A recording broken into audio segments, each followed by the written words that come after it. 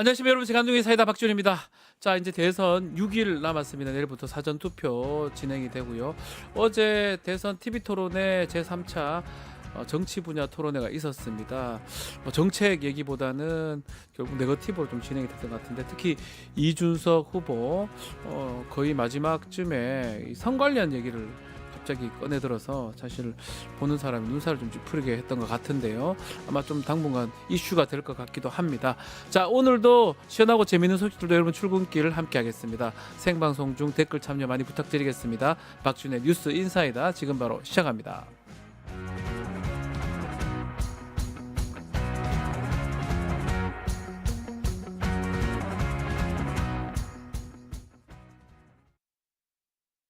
뉴스토마토 대선 특집 내란 끝장쇼. 뉴스토마토에서 6.3 대통령 선거의 개표 공개 방송에 구독자 여러분을 초대합니다.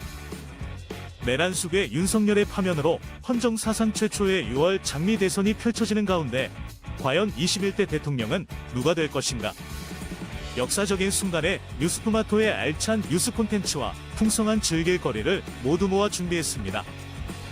6월 3일 오후 6시 이 토마토 빌딩 지하 1층 토마토홀에서 펼쳐지는 역사적인 순간. 뉴스토마토 대선 특집 내란 끝장쇼. 여러분의 많은 관심과 참여 바랍니다.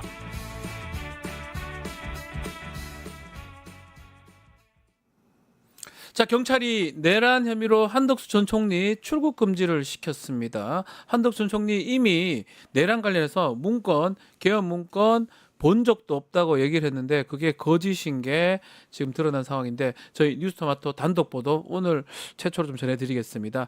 직접 취재한 김태현 기자와 함께합니다. 안녕하십니까? 네, 안녕하십니까, 김태현입니다. 자, 일단 저희가 보도를 하긴 했습니다. 이게 지난 12월 3일입니다. 한덕수 총리 포고령을 좀 확인하는 과정에서 이 장면이 대통령 CCTV가 포착이 됐네요. 네, 맞습니다. 경찰에서 최근에 이 한덕수 전 총리 그리고 네. 이상민 전 장관 그리고 최상목 전 부총리를 이제 순차적으로 불렀습니다. 그날 순차적으로 부른 게 이 한덕수 전 총리와 이상민 전 장관을 먼저 부르고 둘이를 먼저 부르고 네, 그 뒤에 이제 최상목 전 부총리를 부른 거거든요. 예. 순차적으로 부르고 나서 경찰 관계자가 얘기를 했던 게 뭐였냐면 이 그간의 발언들과 다른 내용이 CCTV에 잡혔다 정도가 이제 언론 보도를 통해 나왔었습니다. 아하. 근데 이 언론 보도를 통해 나왔던 내용들을 저희가 추가로 취재를 해보니 이 대통령실 2층에 대접견실이라는 곳이 있는데 네. 그 대접견실에서 한덕수 전 총리가 다른 이 국무위원들과 이 자료, 그 포고령을 이 포고령 문건을 공람하고 그리고 이와 관련된 내용들을 얘기하는 것들이 이제 잡혔던 거죠. 이야, 그러면 지금 그 완전 거짓말인데 국수본이 CCTV를 확보한 것이네요. 맞습니다. 아, 국수본이 12월 3일, 12월 4일 양일간의 이제 CCTV 내용을 하하, 참. 확보를 한 건데요. 요거를 좀 이제 좀 의미를 생각을 해보면 네. 이 윤석열 그 씨의 이 심기를 경호하던 뭐 김성훈 전 차장이라던가 네. 윤석열 라인들의 이제 경호처 내부의 윤석열 라인들이 빠져나간 뒤에 요 자료들이 나오기 시작한 겁니다. 그러니까 우리가 요걸 한 발자국 더 생각을 해보면 윤석열과 윤석열 잔당들이 요 자료들을 못 갖고 가게 하는 그 과정이 있었고 이 뒤에 이 사람들이 나간 뒤에 경찰과 경호처가 협력을 해서 요 자료들이 나올 수 있었다라고 저희가 생각을 해볼 수 있는 그렇죠, 겁니다. 그렇죠. 왜 저렇게까지 하느냐 했는데 이제야 다 이해가 됩니다. 왜 저렇게 구속영장을 3번이나 발려를 하고 막 기각을 하고 심우정 검찰총장 왜 저러냐 했는데 이거랑 다 연결이 되는 것 같은데, 그럼 장면이 다 찍혔다는 거잖아요. 맞습니다. 보고 받고 확인하고 다 찍혀 있는데, 자, 그렇다면 한덕수 총리 진술이 앞서 다 다르고 배치된 내용들이 많은 것 같습니다. 일단은 계엄을 자기가 강하게 반대했고 포고령 문건 뭐 본 적 없다라고 얘기를 한덕수 총리가 얘기를 했습니다. 요 영상이 다 돼 있습니다. 요거는 보고 다시 이야기를 좀 이어가겠습니다. 이 비상계엄 선포문을 놓고 거기 모였던 7인이 어떤 비상계엄과 관련해서 대책회의를 한 거 아닙니까? 전혀 논의한 적 없습니다. 12월 3일 오라는 그런 연락을 받고 국무위원들은 순차적으로 모였고 비상계엄에 대해서 처음 듣고 걱정과 많은 우려를 표명했습니다.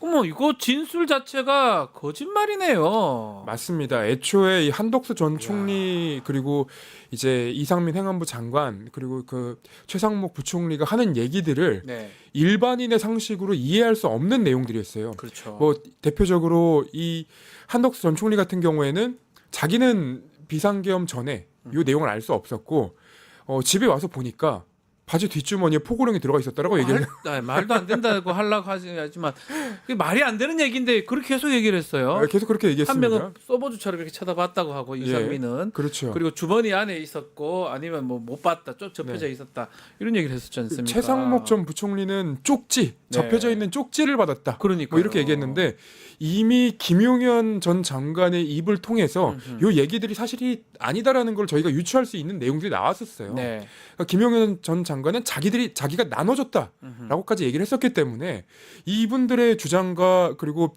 김용현 전 장관의 주장이 완전 다른 상황이었죠. 네. 근데 문제는 뭐였냐면 경찰이 이 관련자들의 진술만 가지고 사건을 수사할 수밖에 없었기 때문에 이들이 이렇게 거짓말을 하더라도 밝혀낼 방법이 방법이 없었습니다. 없죠. 증거가 없으니까. 네, 근데 이번에 CCTV가 그 확보가 되면서 이 내용들이 이제 확인이 되는 과정이 있었던 거죠. 그쵸. 그 CCTV 한덕수, 최상목, 이상민 입장에서는 CCTV 안 걸리니까 우리 거짓말이 되겠다 이래 생각했던 것 같아요. 맞습니다. 그럴 것 그리고 말씀대로 경호처가 싹 안 보여줘야지라고 한 거잖아요. 같습니다. 예.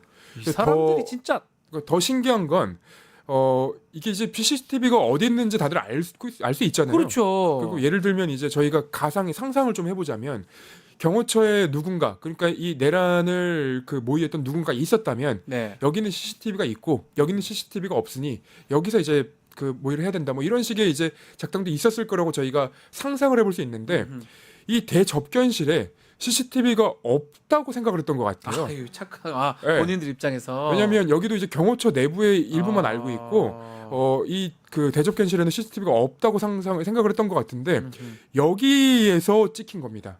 네, 여기서 공람하는 게 찍힌 겁니다. 대접견실에서 문건들을 다 공람하고 다 쳐다보고 그 계엄이나 내란에서 다 알고 있었습니다. 이 사람들.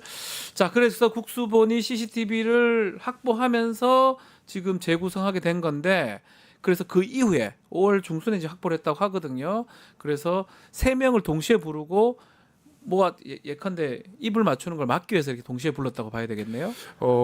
이번에도 사실은 이 수사가 진행되는 동안 이게 이제 관련자들의 진술을 통해서 사건이 진전되어 오지 않았습니까? 네. 근데 관련자들 중에 누군가가 이 경찰에 좀 협조를 잘 하고 있는 것 같아요. 그래서 그 사람 뭐 따로 이제 그 사람만 부른 거 아닌가 싶기도 하고요. 네. 그래서 이 사건이 진행되는 동안 뭐 약간 이제 경찰에 조금 더 사실관계를 명확하게 밝혀주는 인물이 있다 정도는 저희가 유추해 볼 수 있을 것 같습니다. 네. 지금 12월 3일 거, 12월 4일 거 관련된 지금 CCTV 다 확보한 것 같아요. 네. 좀 더 드러날 것 같습니다. 이 거짓말했던 사람들. 그렇죠. 이 3명은 대표적인 거짓말쟁이들이고 또 다른 거짓말 아니면 또 다른 어떤 수사 관련해서 좀 급무사를 탈 수 있을 것 같기도 한데 어떻습니까? 일단은 이상민 전 행안부 장관이 그 언론사 단수 단전까지 그러니까요. 이제 지시를 받았다라고 언론 보도는 이미 나왔는데 네. 이것과 관련해서 사실 이 CCTV에는 단전 단수 외에 다른 지시를 받는 장면도 이제 포착이 된 것으로 저희는 파악을 했습니다. 네. 그러니까 앞으로 수사를 하는 과정에서는 이 단전 단수 외에 예. 어떤 지시들이 더 있었는지 왜냐하면 행안부 장관은 경찰을 지휘합니다. 맞습니다. 네, 경찰 책임자 아니겠습니까? 그 위에 있으니까요. 네. 그리고 저는 이제 추가적으로 조금 더 확인이 돼야 될 부분이 검찰은 자유로운가? 네. 그리고 다른 수사기관은 자유로운가? 뭐 이런 부분도 밝혀져야 된다고 생각을 하거든요. 그러니까 그 비상계엄 당일에 이제 검사장들이 여러 수사기관들 중에 가장 먼저 이제 모였단 말이에요. 네. 그러면 검사장들이 모였던 이유는 무엇인지, 그리고 이 과정에서 이 윤석열 씨와의 교감은 없었는지 이런 부분도 추가적으로 이제 밝혀져야 되는 부분인데 네. 앞으로 이제 이 사건이 진행이 되면서 이번에 뭐 최상목 그리고 한덕수, 이상민 세 사람에 대한 어떤 영장도 좀 그물살을 타지 않을까라는 네. 생각도 들고요. 구속 빨리 해야 되지 않나요? 이게 거짓말 저렇게 하고 오랫동안 지금 피해 갔는데 우리 댓글에 CCTV가 없었다고 생각했었다. CCTV 인식할 필요도 없이 살아온 사람들이다. 그리고 믿고 이렇게 행동하다가 결국 꼬리가 잡혔네요. 그리고 진실을 거짓말하는 건 쉬운데 진실을 밝혀내는 건 상당히 어렵다라고 노력이 많이 든다. 이런 댓글 너무 공감이 갑니다. 자, 이거 말고도 우리 김태현 기자 또 수사는 지금 통일교 쪽 수사도 좀 하고 있다면서요? 취재라고 죄송해요. 수사는 죄송해요. 네. 수사관 같아요. 그 수사 관련된 취재를 좀 하고 있다면서요? 예, 죄송해요. 예, 취재를 좀 그랬습니다. 예. 열심히 하고 있습니다. 그러니까 네. 지금 그 언론에 가장 많이 다뤄지는 사건이 몇 개가 있는데 네. 하나가 이제 내란 사건이고 다른 하나가 건진 게이트입니다. 네. 근데 이 건진 게이트는 지금 검찰 수사가 굉장히 빠르게 진행이 되고 있는데 이 수사가 진행되는 과정에서 저희가 이제 취재를 해보니까 네. 통일교 측에서 이제 김수남 전 검찰총장을 만났다라는 이제 내용이 제 취재망에 걸려가지고 야, 김수남을 만났다. 네, 예. 이 내용을 이제 취재하다 보니까 통일교가 왜 이렇게까지 수사를 아까 그 빠르게 변호사를 만나고 그 의뢰를 하려고 했는가라는 부분을 좀 취재를 하다 보니까 그간은 건진 게이트가 뭐 약간 이제 수사를 통해서 언론 보도를 통해서 드러나는 과정에서 네. 통일교의 전 고위직이 그렇죠. 이제 김건희 씨에게 청탁을 할 명목으로 선물을 건진 법사에게 전달을 했고 여기 이제 건진 법사를 통해서 건진 법사에게 전달된 것까지는 그 검찰도 확인을 한 것 같지만 확인했죠. 예. 김건희 씨에게 전달하는 내용까지는 아직 확인이 되지 않았습니다. 네. 근데 이제 김건희 씨의 수행 비서나 아니면 이제 보좌진들, 그러니까 대통령실까지 같이 들어갔던 사람들과의 연관성까지는 드러난 상황인데 네. 김건희 씨까지 이제 드러나지 않았기 때문에 요 이후의 수사는 김건희 씨에게 이 선물들이 그 전달이 됐는지 그리고 실제로 통일교가 청탁을 하기 위해서 이 그 전 고위직을 이용을 한 건지 이런 관련성들이 이제 필요할 거거든요. 김수남 전 총장 특수통이기도 하고요. 아마 지금 검찰 단계에서 저렇게 검찰 출신 변호사를 만난다는 거는 너무 크기 때문에 뭔가 막아야 된다라는 그런 생각들이 작동했을 것이다 이렇게 보는 그렇죠. 거군요. 그래서 제가 이제 요 관련성을 찾다 보니 네. 김수남 전 검찰총장과 윤석열 씨가 79학번 대학 대학 동기기도 하고 동기죠. 특수통 둘이 특수통이기도 같이 하고요. 있었죠. 예. 그리고 뭐 추가적으로 취재하다 보면은 이 두 사람의 그 검찰 내에서 접점은 막 그 수사와 관련된 아니면 근무연 뭐 이런 것들은 잘 잡히지 않지만 굉장히 가까운 사람이다. 그러니까 저는 좀 이해하는 게 뭐 지금 윤석열 저렇게 되어 있는데 저 김수남을 하는 게 더 맞냐 또 제가 변호사 입장에서 저도 이제 같은 생각입니다. 다른 변호사를 찾아야 되지 않나요? 이런 생각이 들어요. 그래서 제가 그 의문을 갖고 이제 취재를 예. 시작했던 겁니다. 네네. 왜 저 사람을 찾을까요? 요게 이제 그 저는 취재를 하면서 계속 드는 의문과 그리고 의아함이 뭐냐면 왜 법조인들 특히나 이제 검찰 출신들이 이 윤석열 씨와 관련돼서 이렇게 적극적으로 나서는 것인가라는 의문이 아직까지 남아 있는데 그러니까요. 요게 해소가 안 됩니다. 근데 요거는 좀 시간이 걸리지 않을까. 계속 좀 취재 좀 부탁드리겠습니다. 뉴스토마토의 요 지금 CCTV 관련 또 그리고 통일교 관련 단독 보도 좀 부탁드리겠습니다. 네. 감사합니다. 네. 김태현 기자였습니다. 자, 뉴스픽 바로 연결해서 말씀드리겠습니다. 자, 뭐 검찰이 뇌물 정황이 담긴 상납 장부 확보하고도 제대로 수사하지 않는 정황이 드러났는데 요게 이준석 후보 개혁신당 후보가 드러나고 있어요. 자, 전현주 기자 함께하겠습니다. 안녕하세요. 네, 안녕하세요. 네, 자 이준석 후보 얘기 좀 해주시죠. 네, 댓글에서도 계속 이준석 네. 후보 이야기가 계속 나오고 해달라고 있는데요. 하니까, 네, 예. 뉴스타파의 보도에 따르면 사건은 박근혜 정권이 2013년에 시작이 됩니다. 창조경제 1호로 선정된 아이카이스트 김성진 대표는 투자자 김 씨로부터 사업 명목으로 25억 원에 달하는 금품을 제공받았는데요. 김성진의 사기 행각을 알아낸 김 씨가 2017년 사기 혐의로 고소를 하게 됩니다. 뉴스타파가 확보한 검찰 수사 기록에는 김 씨가 자신의 계좌 내역과 또 문자 메시지 등을 근거로 작성한 지출 내역서가 존재를 하는데요. 이 지출 내역서를 보면 자신이 제공한 접대와 금품을 일자별로 정리한 일종의 상납 장부로 보입니다. 하지만 검찰은 이 김성진의 사기 행각에 수사 초점을 맞추고 이 상납 장부는 별도로 수사하지 않았는데요. 이 상납 장부에서 이준석 후보에 대한 내용은 두 건으로 확인이 됐습니다. 2013년 8월 15일 유성 리베라 호텔 성접대와 2013년 8월 22일 화장품 세트 450개 900만 300만 원으로 확인이 됐는데요. 네. 뉴스타파 보도에 따르면 이 장부에 적혀있는 2013년 8월 15일 이준석 후보는 실제로 이 대전에서 김성진 대표를 만난 것으로 확인이 됐고 또 이 해당 장부를 보면 이준석 후보 외에도 성접대가 적혀 있는 걸 보면 그만큼 접대가 수시로 이뤄졌다라는 점을 좀 짐작해 볼 수 있을 것 같습니다. 아니 내역이 지금 다 적혀 있잖아요. 왜 이거 수사를 하지 않은 겁니까? 이해가 안 되네요. 네, 또 당시 수사 검사에 따르면 상납 장부를 보긴 했지만 봤어요? 별도의 수사 보고서를 만들지 않았던 어. 것으로 기억하고 있다 이렇게 말을 했는데요. 예. 당시 대전지검장에게서도 장부 관련 보고를 받은 기억이 없다라는 답변이 돌아왔다라고 뉴스타파는 보도를 했습니다. 네. 또 이 앞서 언급한 이준석 후보 외에도 또 이명박 전 대통령에게 순금 50돈짜리 황금 두꺼비, 한우 등 이 거물급 인사들이 등장하는데도 불구하고 이 15억 원대 상납 장부를 검찰은 상부에게 보고하지도 않았고 또 덮어버리는 덮었다. 거네요. 네, 이렇게 보여지는데요. 다 있네.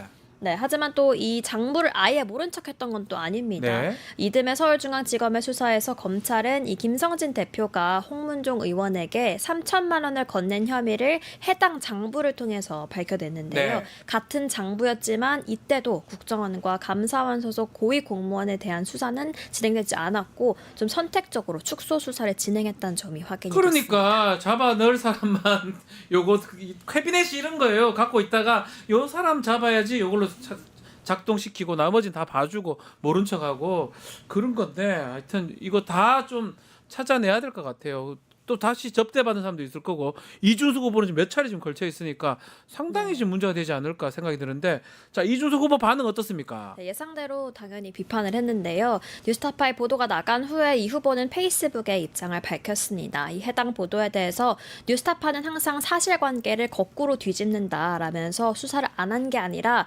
가세연이 폭로한다고 해서 검찰 수사로 이준석 무혐의가 나온 거다 이렇게 주장을 했는데요. 즉 검찰이 내용을 들여다보고 말이 안 되니까 무혐의 결론이 난 거지 덮은 건 아니다 이런 주장을 펼쳤습니다. 또 해당 장부에 민주당 의원 이름도 나온다면서 후보자 비방의 목적으로 마음대로 뒤집어서 보도한다 이렇게 해당 기사를 비판했는데요. 이에 맞서서 한편 뉴스타파 기자가 직접 반론을 듣기 위해서 이준석 후보를 찾아갔습니다. 하지만 오히려 측근들이 강하게 막아서는 모습이 영상에 잡혔는데요. 해당 장면은 영상으로 만나보겠습니다. 여기까지만 하겠습니다. 거기 이준석 의원이 등장합니다. 거기에 대한 입장 밝혀주십시오. 거기까지 하세요. 뭐 이렇게 하세요. 아니, 왜 저만 막습니까? 왜 뉴스타파는 기자만 막습니까? 다른 기자들은 질문해도 되고 뉴스타파는 기자 질문하면 안 됩니까? 안 할게요. 다른 기자들은 우호적인 기자들은 질문해도 되고 뉴스타파는 안 됩니까? 네, 여기까지 하겠습니다. 여기까지 하겠습니다. 하나만 네, 여쭙겠습니다. 죄송합니다.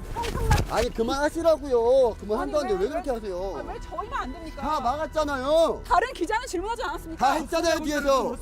한 기자는 따라붙어서 헛소리를 하고 있잖아 지금. 무슨 헛소리라뇨? 자 국회네요. 국회에서 못하게 막았네요. 네, 질문을. 계속해서 이 후보는 뭐 노무현 정신을 계속해서 외쳤는데 이 해당 장면은 굉장히 그 정신과는 그러니까요. 거리가 멀어 보이는 장면이었습니다. 노무현 전 대통령이 저렇게 행동했을 거면 권성동 그때 한 거랑 거의 별 차이가 없어 보이거든요.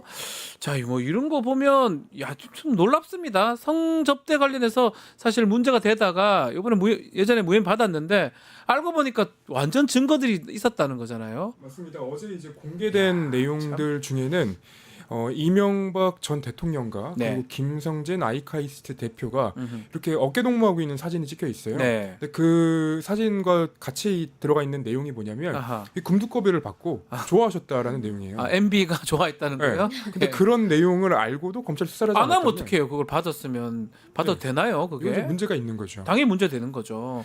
몰라 그게 그때가 뭐 김영란법이 적용될 때가 아니라고 하더라도 조사가 해야 돼요. 1,100만 원짜리 황금 두꺼비입니다. 그지요? 거기다가 그건 이준석 후보는 수차례 지금 나오는 거에 따르면 장부에 적혀 있기 때문에 그 부분도 검찰이 조사를 해야 되고 실제로 다른 조사가 진행되고 있다가 증거를 못 구해가지고 결국은 빠져나온 거잖아요. 그럼 저거랑 연결된 거잖아요. 그리고 장부를 보면 이준석 대표 측에 그리고 거기는 새누리당 이준석 의원이라고 써 있던데 네. 거기에 이제 요청이라고 써 있었습니다. 네. 그러니까 그 밑에도 이제 요청을 한 사람들에 대해서는 요청이라고 써 있는데 이게 이제 누가 요청을 했고 그러니까 왜 요청을 했는지도 밝혀져야 되는 다 부분이죠. 찾아내야 됩니다. 예. 또 다른 사람 접대받은 사람이 있는지 등등 좀 찾아내야 되고 보도가 돼야 될 것 같습니다. 자, 대선 주자들의 발언 중에 짚어볼 만한 발언 장면들을 소개해드리는 대선 말말말. 오늘은 전현주 기자 어떤 장면 준비했습니까? 많은 분들이 분노하셨던 장면이었을 네. 것 같은데요. 어제 있었던 대선 후보 3차 TV 토론회 장면으로 준비를 했습니다. 또 앞서 말했던 이준석 후보의 발언으로 준비를 했는데 1, 2차 때보다 더 심한 네거티브와 원색적인 표현이 난무했던 3차 토론이었는데 그중에서 가장 심각했던 이준석 후보의 발언 영상으로 만나보겠습니다. 정의당의 그러니까 민주노동당 기준으로 여쭤보고 싶은 게 만약에 어떤 사람이 여성에 대해 가지고 얘기할 때 여성의 어떤 성기나 이런 곳에 젓가락을 꽂고 싶다 이런 얘기를 했다 그러면 이거는 여성 혐오에 해당합니까? 아닙니까? 그건 뭐 답변하지 않겠습니다. 민주노당 기준이 없습니까? 이런 성폭력적인 발언에 대해서? 그건 있죠. 그러나 지금 이걸 묻는 취지는 잘 모르겠는데요. 기준은 매우 엄격합니다. 매우 문제가 되는 우리는- 발언입니까? 아닙니까? 우리는 당연히 이제 성적인 학대를 한다든가 이런 부분에 대해서는 누구보다 엄격하게 그 정하고 있습니다. 이재명 후보님 동의하십니까? 시간을 충분히 주고 질문을 하시면 좋겠어요. 동의하시는지만 답하시면 됩니다. 갑자기 저 질문을 던지고 권영국 후보한테 던졌다가 또 이재명 후보한테 던지는 네. 그런 모습이었거든요. 네, 갑자기 저 얘기를 했어요. 네, 해당 발언을 이재명 후보의 아들과 관련해서 불거진 여성 혐오 발언을 조금 부각시키려고 했던 의도로 좀 보여지는데요. 이후 이재명 후보는 이준석 후보는 정부의 앞으로 나아갈 길, 국민의 더 나은 삶 이런 것보다는 신변 잡기에 대해 관심이 더 많은 것 같다. 이렇게 좀 비판을 하기도 했습니다. 투표 전 마지막 후보자 토론이었음에도 불구하고 이런 원색적인 표현과 좀 비방을 위한 비방이 난무하는 역대급 막장 토론이었다. 이런 비판이 쏟아지고 있는데요. 네. 또 권영국 후보도 제가 변호사인데 이 대선 후보 토론장에 나와 있는 것 같지 않고 마치 법정에 서 있는 느낌이다. 이렇게 일갈하기도 했습니다. 또 오늘 아침 주간조선 보도에 따르면 이병철 변호사가 이준석 후보를 형법상 여성 모욕죄, 또 허위사실 적시 명예훼손죄, 또 공직선거법상 후보자 비방죄로 현재 고발한 상태로 알려졌습니다. 네, 뭐 우리 보셨겠지만 김태현 기자도 좀 충격적이었어요. 저기 좀 모든 국민들이 보고 있고 사실은 저게 연령 제한이 없이 대선 TV 토론 보는 거 아닙니까? 자녀들하고도 같이 보는데 저 질문이 무슨 의미가 있으며 무슨 정책하고 관계 있으며 또 저 내용이 확인된 것도 아니고 했던들 저 얘기를 하는 게 맞는지 뭐 여러 가지 생각들이 들어서 저는 사실은 더 못 보겠더라고요. 저도 어제 저 깜짝 장면 보고 놀랐습니다. 이제 예. 그 TV를 껐는데 네. 이게 이제 대선 주자로서의 자질을 저희가 알아보기 위해서 토론이 진행이 되는 건데 네. 대선 주자로서 저 지금 발언을 한 거 아닙니까? 그렇죠. 그러면 국민들이 느끼기에는 저분이 자질이 있는가? 다시 한번 의문을 가질 수밖에 없다라는 생각이 들더라고요. 본인 스스로를 보게 된다는 거예요. 사실은 저런 얘기를 저기를 준비를 한 건지 아니면 어디서 보고 한 건지 본인은 무슨 아주 유효타라고 생각한 건지 왜 저러는 거예요? 댓글에서도 네. 오히려 마이너스 표를 얻었다, 사퇴해야 된다 이렇게 더 악재였던 것 같습니다. 그렇죠. 그게 진짜인지 가짜인지 확인도 안 될 뿐더러 진짜라고 한들 거기서 그 얘기를 하는 게 맞아요? 알겠습니다. 그게 무슨 대선 토론입니까? 예, 알겠습니다. 자, 오늘 뉴스픽. 자, 오늘 김태현 기자까지 같이 했는데요. 두 분 말씀 오늘 잘 들었습니다. 감사합니다. 네, 고맙습니다. 전현주 기자, 김태현 기자와 함께했습니다.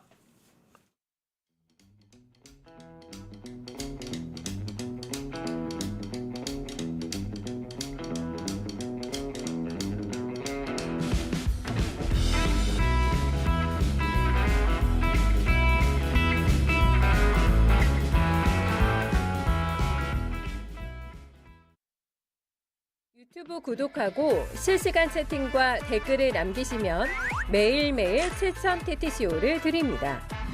참여 방법은 통통문 어플을 다운로드하고 회원가입과 로그인을 해주세요. 마이페이지에서 나의 회원 고유번호를 복사해주세요. 유튜브 구독 후 실시간 채팅이나 댓글창에 고유번호를 한 번만 입력하면 준비 끝! 지금 유튜브 채팅과 댓글 쓰기 참여하고 실천 TTCO 받아가세요. 돈 버는 퀴즈쇼 증권 통파. 퀴즈를 풀면 최대 100만 원 상당의 보상을 드려요. 탈락해도 걱정은 NO. 친구를 초대해도 코인을 드립니다. 친구는 3,000원, 나는 2,000원의 코인을 무제한으로 드려요. 자세한 내용은 QR코드를 스캔해보세요. 상금의 주인공은 바로 당신! 자, 수일의 남자 최진문 교수와 함께하겠습니다. 안녕하십니까 교수님. 안녕하십니까. 자, 이번 한 주 동안 어떤 뉴스, 어떤 이슈가 우리 교수님을 가장 흥분되게 화나게 했을까요? 뭐 여러 이슈들이 있었지만 네. 최근 순으로 해서 네. 이준석 후보 예. 그런 말을 어제 토론회에서 할 수가 있는 겁니까? 네. 여성 혐오죠. 예. 그런 말을 후보라고 하면 최소한 대통령 후보라고 나왔다고 네. 하면 그런 표현을 써 걸러서 해야 된다고 봅니다. 네. 그게 할 말입니까?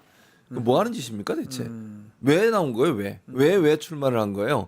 그리고 어제 보니까 아주 김문수하고 이준석 둘이 단일화가 이루어졌더구만요. 토론에서는 토론의 최소한. 단일화 이루어졌다. 네. 무슨 공동의 적이 이재명이에요? 그렇게 말도 안 되는 주장. 네거티브의 그냥 황제들이야. 네거티브의 황제들. 토론이에요 그게? 정책 얘기하려고 그랬더니 계속 네거티브만 해요. 그거 뭐 하는 짓입니까? 그리고 좀 품격이 있었으면 좋겠어요. 그 젊은 정치인이라는 사람이 나이만 젊은 정치인이에요? 나이만 젊었지 제가 볼 때는요. 정말 못된 것만 배웠다. 이렇게밖에 말씀을 못 드리겠고 네. 어떻게 그런 말을 그 전 국민이 보고 있는 대선 토론의 그 대통령 후보라는 사람의 입에서 나올 수 있는 말인가? 저는 정말 경악을 금치 못했습니다. 수준이 저 밑바닥 그 땅 속으로 들어가는 수준이에요. 제가 더 험한 말을 하고 싶은데 저도 동일한 인간이 될까 봐 안 하고 있는데 정말 수준 이하의. 근데 그거를 해가지고 뭐 그게 확인되는 것도 아닐 뿐더러 네. 그게 무슨 효과가 있어요? 전혀 왜 없어요. 하는 거예요? 그러니까 이게 저는 김문수, 네. 이준석 두 사람은요. 어제 보면 무슨 정책에 대한 토론을 하겠다는 생각도 없어요. 어떻게든지 이재명을 괴롭혀야 되겠다는 생각밖에 없는 거예요. 그게 다 지금 다 자기들 좋아하는 그런 유튜브 다 나와 있잖아요. 그렇죠. 그거 보면 되는 거잖아요. 그 얘기는. 그러니까 하고 싶은 얘기는. 근데 그걸 가지고서 어떻게든지 더 이재명 후보를 깎아내리려는 시도를 하는 건데 그게 마이너스예요. 본인한테 마이너스라고요. 아 그러니까요. 아니 어차피 다 나와 있는 얘기고 그거 자꾸 똑같은 질문들 해가지고 그걸 왜 합니까? 그리고 사실도 아닌 얘기를 이재명 후보가 엮으려고 하는 거잖아요. 그러니까요. 아니 본인 말한 걸 더 되돌아보라고 싶어요. 본인이 정치에 들어와서 했던 뭐 온갖 이상한 말들 많잖아요. 네. 혐오하고 혐오하고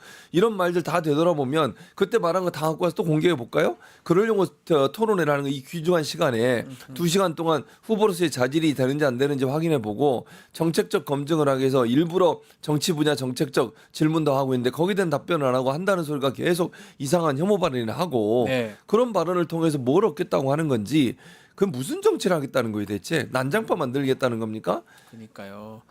알겠습니다. TV 토론회가 이제 마무리는 됐는데 뭐 글쎄요. 마지막 TV 토론회가 상당히 충격을 줬고요. 이 정도면 TV 토론을 왜 하나 이런 생각도 들 정도입니다.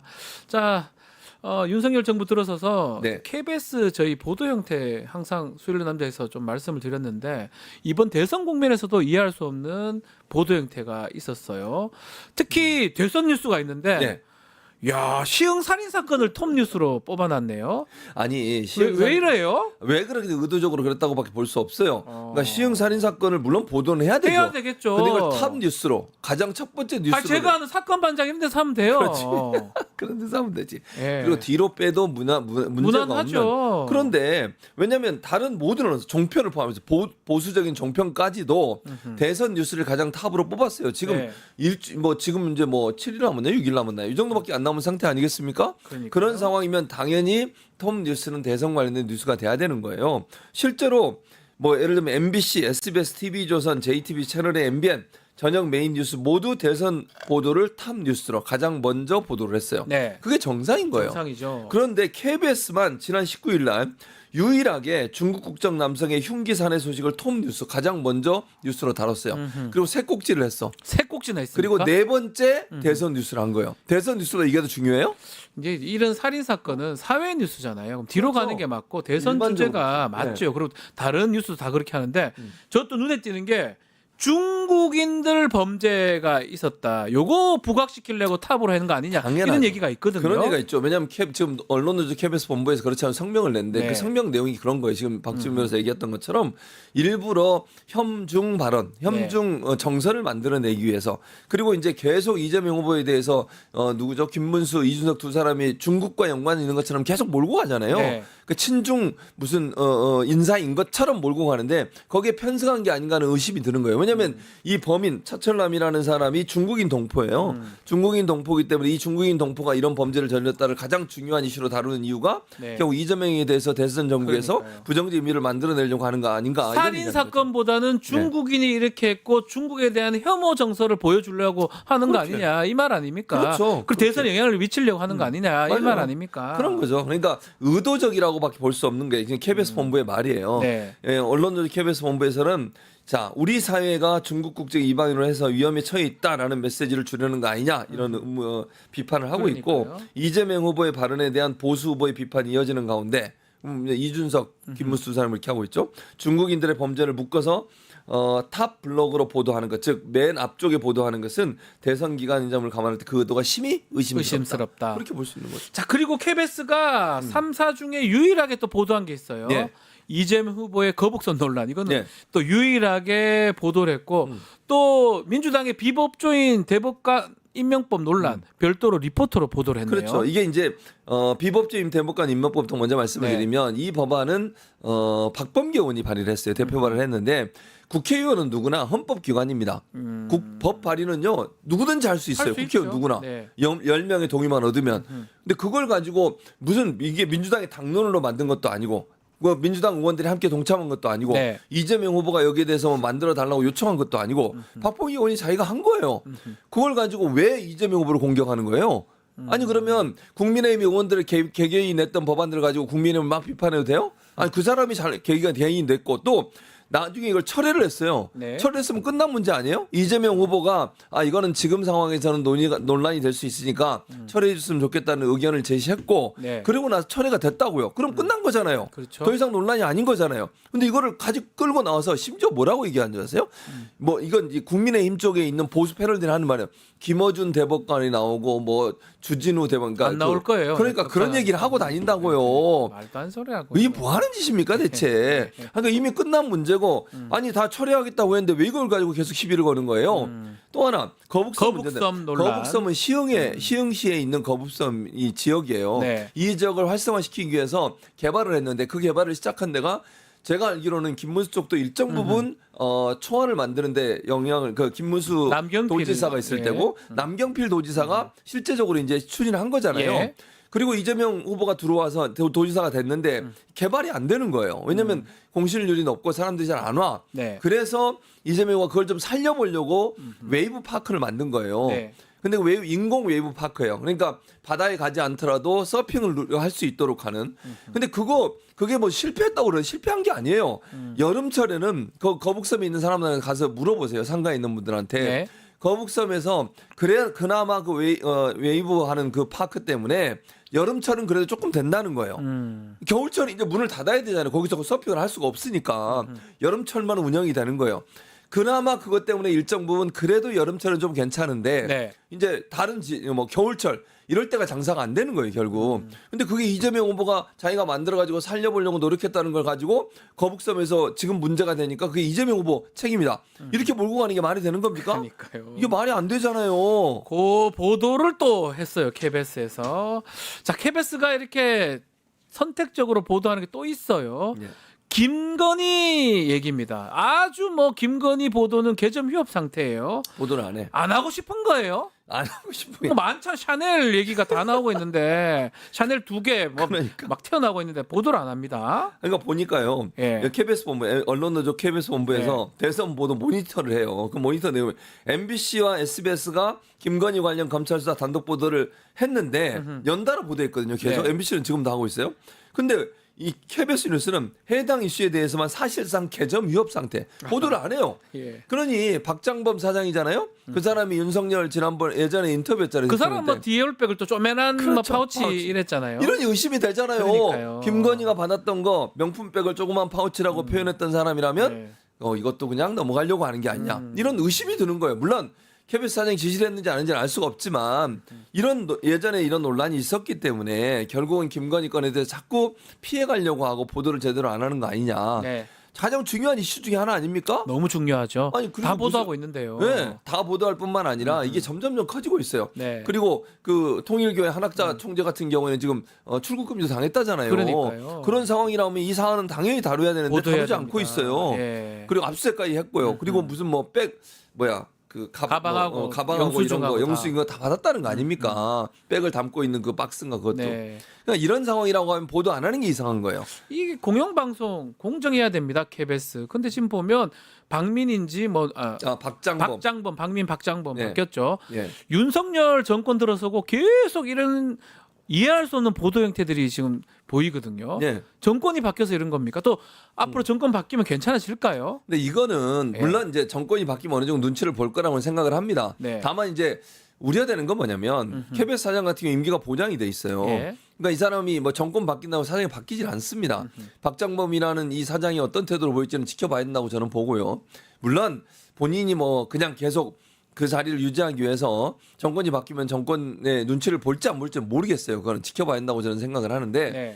저는 이런 부분들 때문에 결국 KBS가 공영방송의 신뢰성이 떨어진다고 생각해요. 자기를 임명해준 대통령, 그러니까 자기를 임명해준 사람에 대한 충성심이 커진다고 느껴지는 그런 보도가 이루어진다고 하면 네. 그 사장에 대한 중립성을 어떻게 신뢰할 수 있겠습니까? 그러니까요. 지금 KBS 노조의 이런 모니터링 결과로만 본다고 하면 이 KBS가 제대로 공정한 방송을 하고 있지 않다고 볼 수밖에 없는 거잖아요. 네.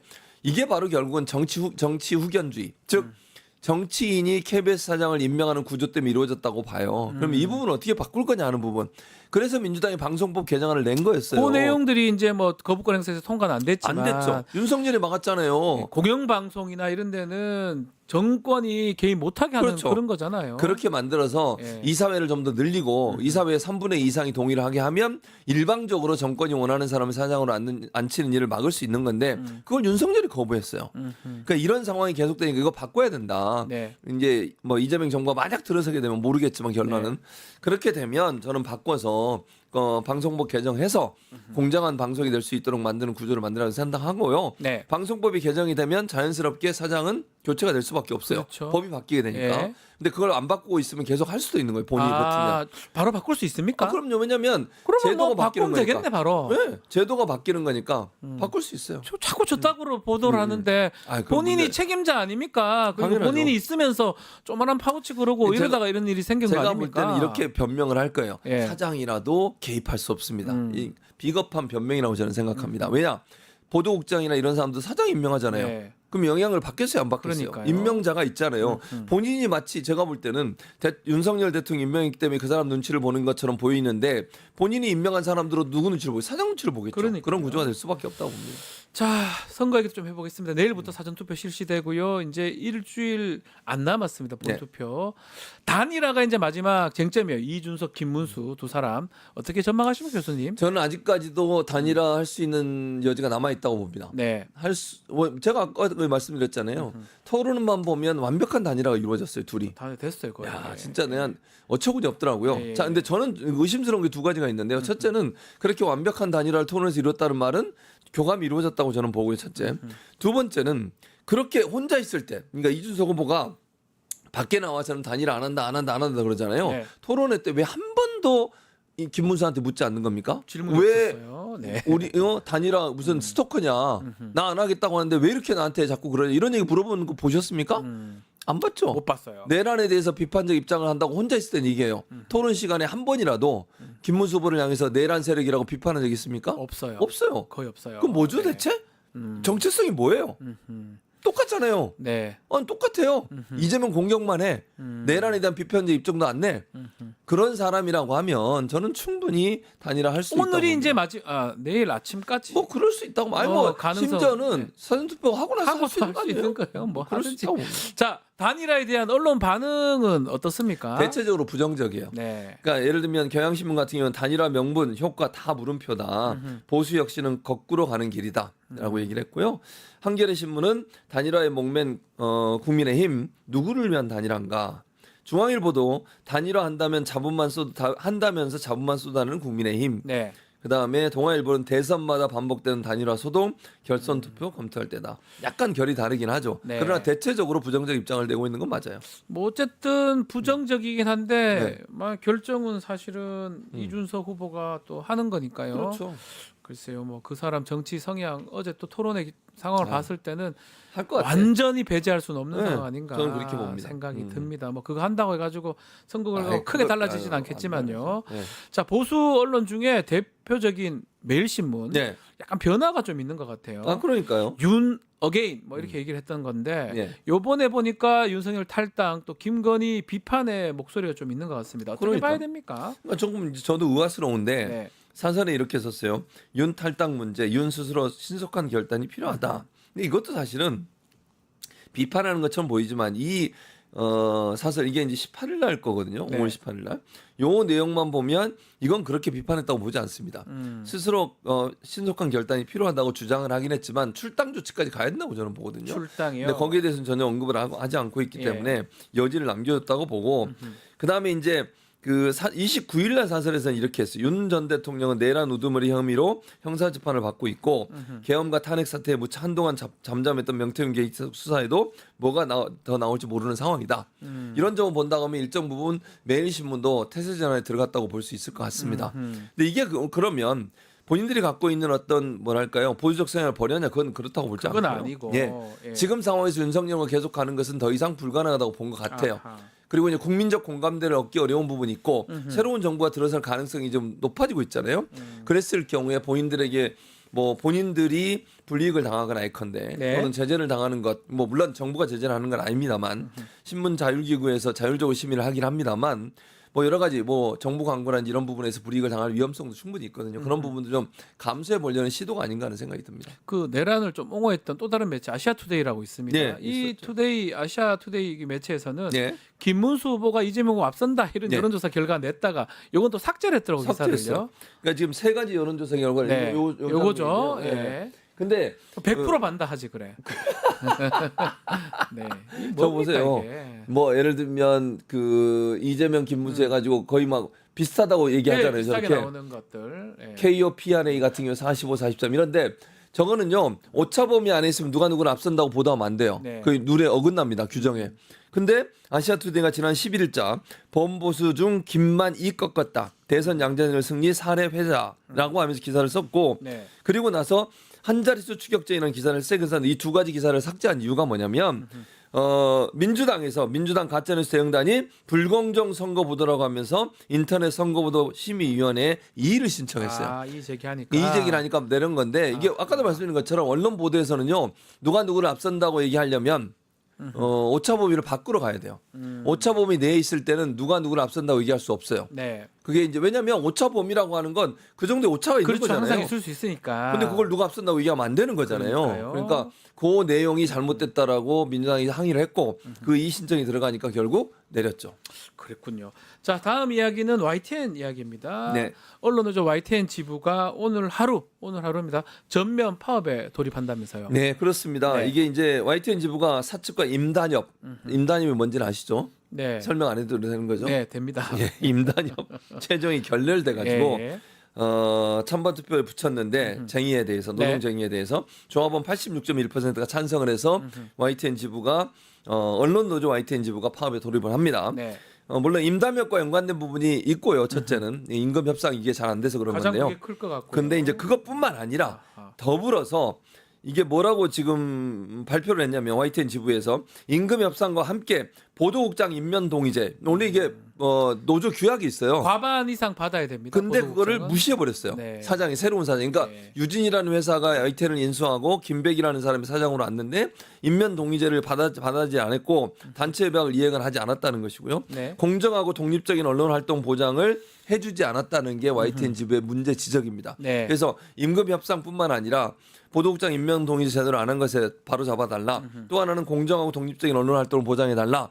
이 말은 반대로 얘기하면 공정하고 독립적인 언론 활동을 보장하지 않는다는 거잖아요. 그러니까요. 그런 문제를 함께 지적하면서 언론 자유 침해라고 하는 논란 때문에 우리는 파업을 한다라고 밝혔죠. 이것도 뭐 사실은 YTN 다 알겠지만 또 다른 의미예요. 캡에서 좀 다르게 네. 유진이라는 민간 기업이 유진 그룹이 인수를 했고 그렇죠. 1년 만에 이제 이루어진 파업입니다. 맞아요. 그간 뭐 많은 문제들이 점들이 많이 있었다고 하지 있었죠. 않습니까? 그러니까 예를 들면 언론사 예를 들어서 네. 뭐 실제로 진행자나 아니면 출연자들에 대해서 상당히 제가 그날 있었잖아요. 그만뒀어요. 네, 예. 있었잖아요. 네, 그날 본인이 그만 당일날 예, 그 바로 저도 뭐 그만둔 거에 잘린 거고요. 잘렸죠. 출연자로. 제가 왜 그만둡니까? 이 사람 있죠.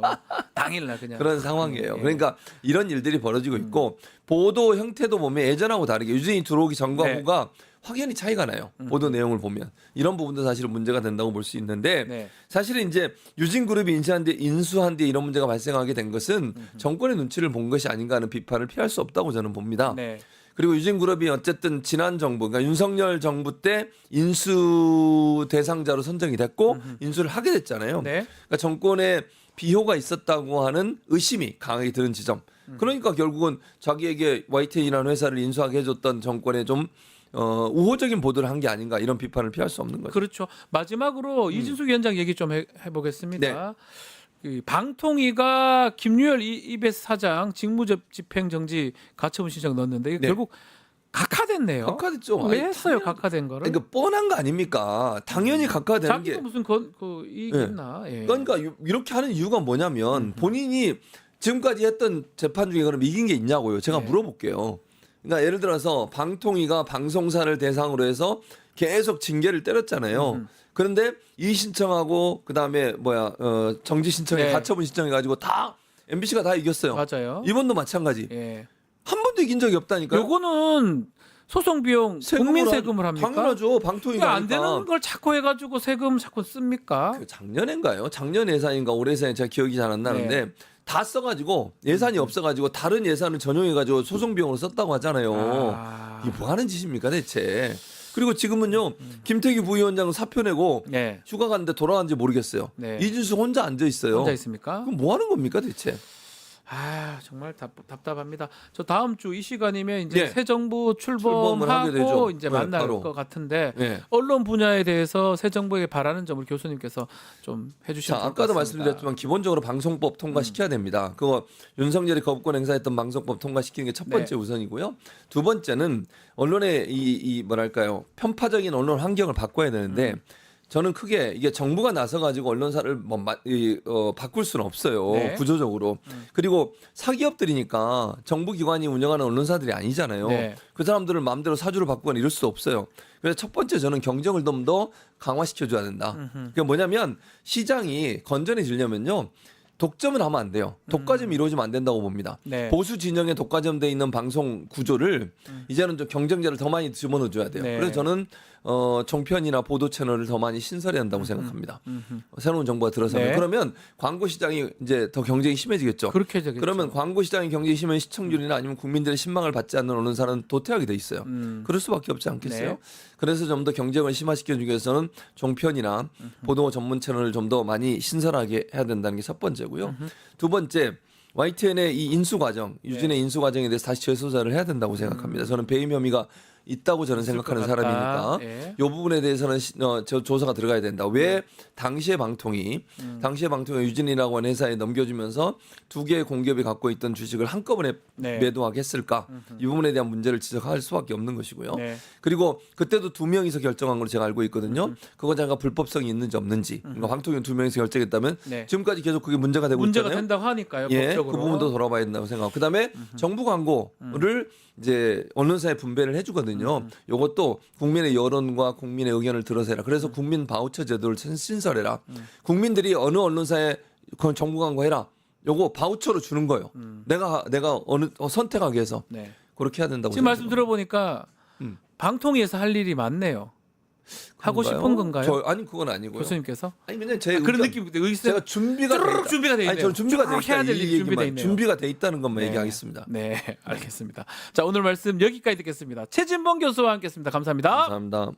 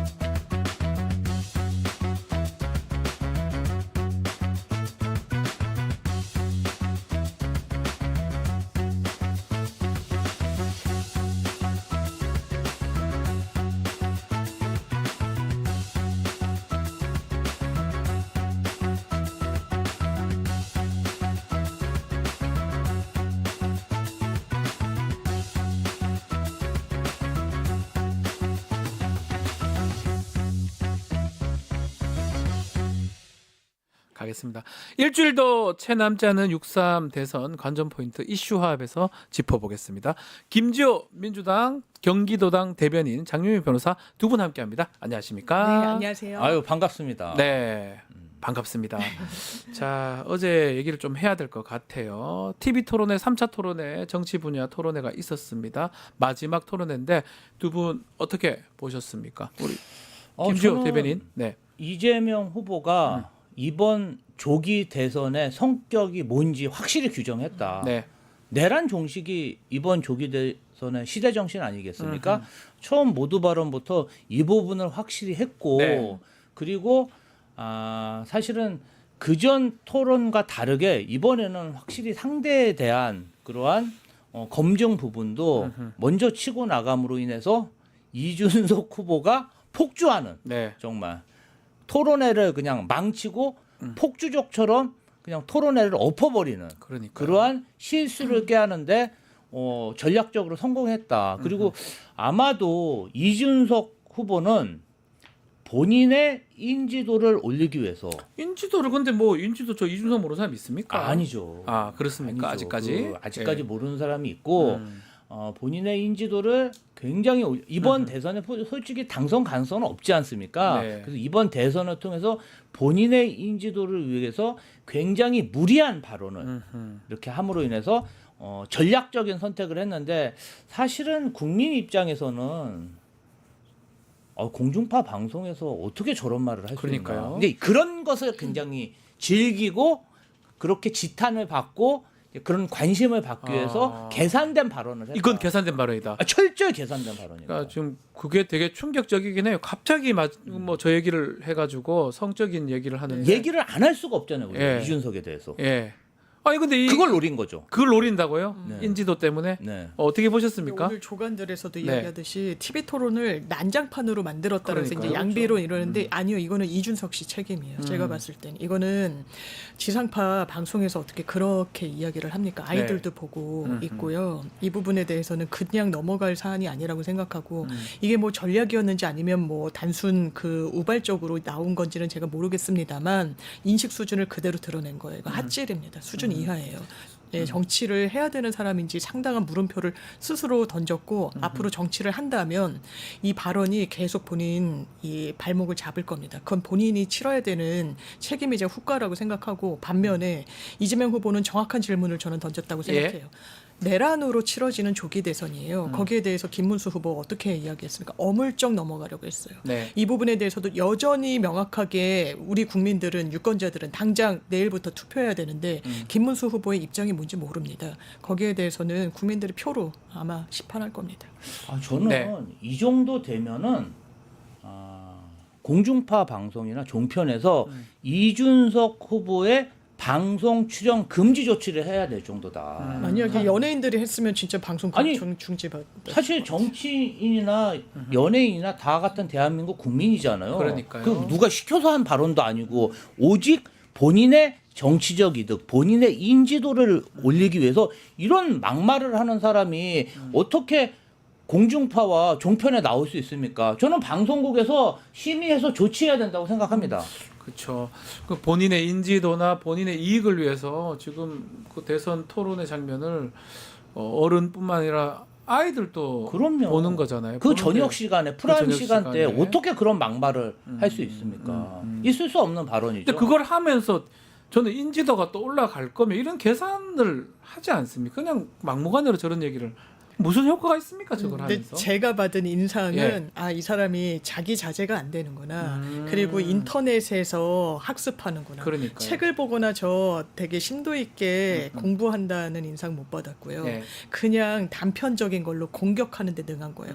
토론을 잘한다고 사람들이 평가하는데 아니요. 말싸움을 잘하는 사람입니다. 그렇죠. 토론하고 말씀 다른 예, 거예요. 그런데 그나마 말싸움도 제대로 못하는 예. 거고 그러니까 흥분을 하면서 이야기를 하는 거예요.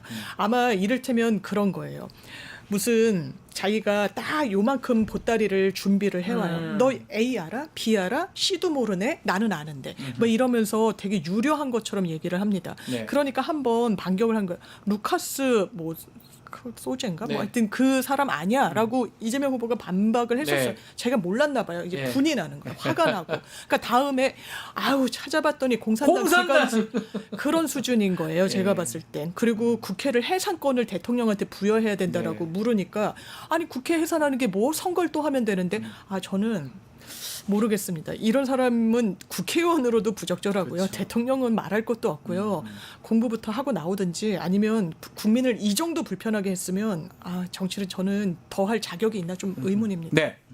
아니 어쨌든 저는 조금 국민들이 이번에는 이준석의 그 막말에 대해서는 좀 응징을 할 필요가 있다. 네. 단순히 선거가 아니라 이 사람이 이번 대선에서는 뭐 지겠지만 앞으로의 정치적 이득을 위해서 모두가 불편한 그런 발언을 한 거 아니겠습니까? 네. 오늘 아침에도 많은 방송인들이 이준석의 발언을 인용함으로 인해서 전 국민이 정말 이런 혐오스러운 발언을 듣게 됐다. 아침부터 기분이 잡쳤다. 저는 이 부분 관련해서는 선거 유마 상관없이 방송에서 퇴출시키는 방안을 마련해야 된다. 이렇게 생각합니다.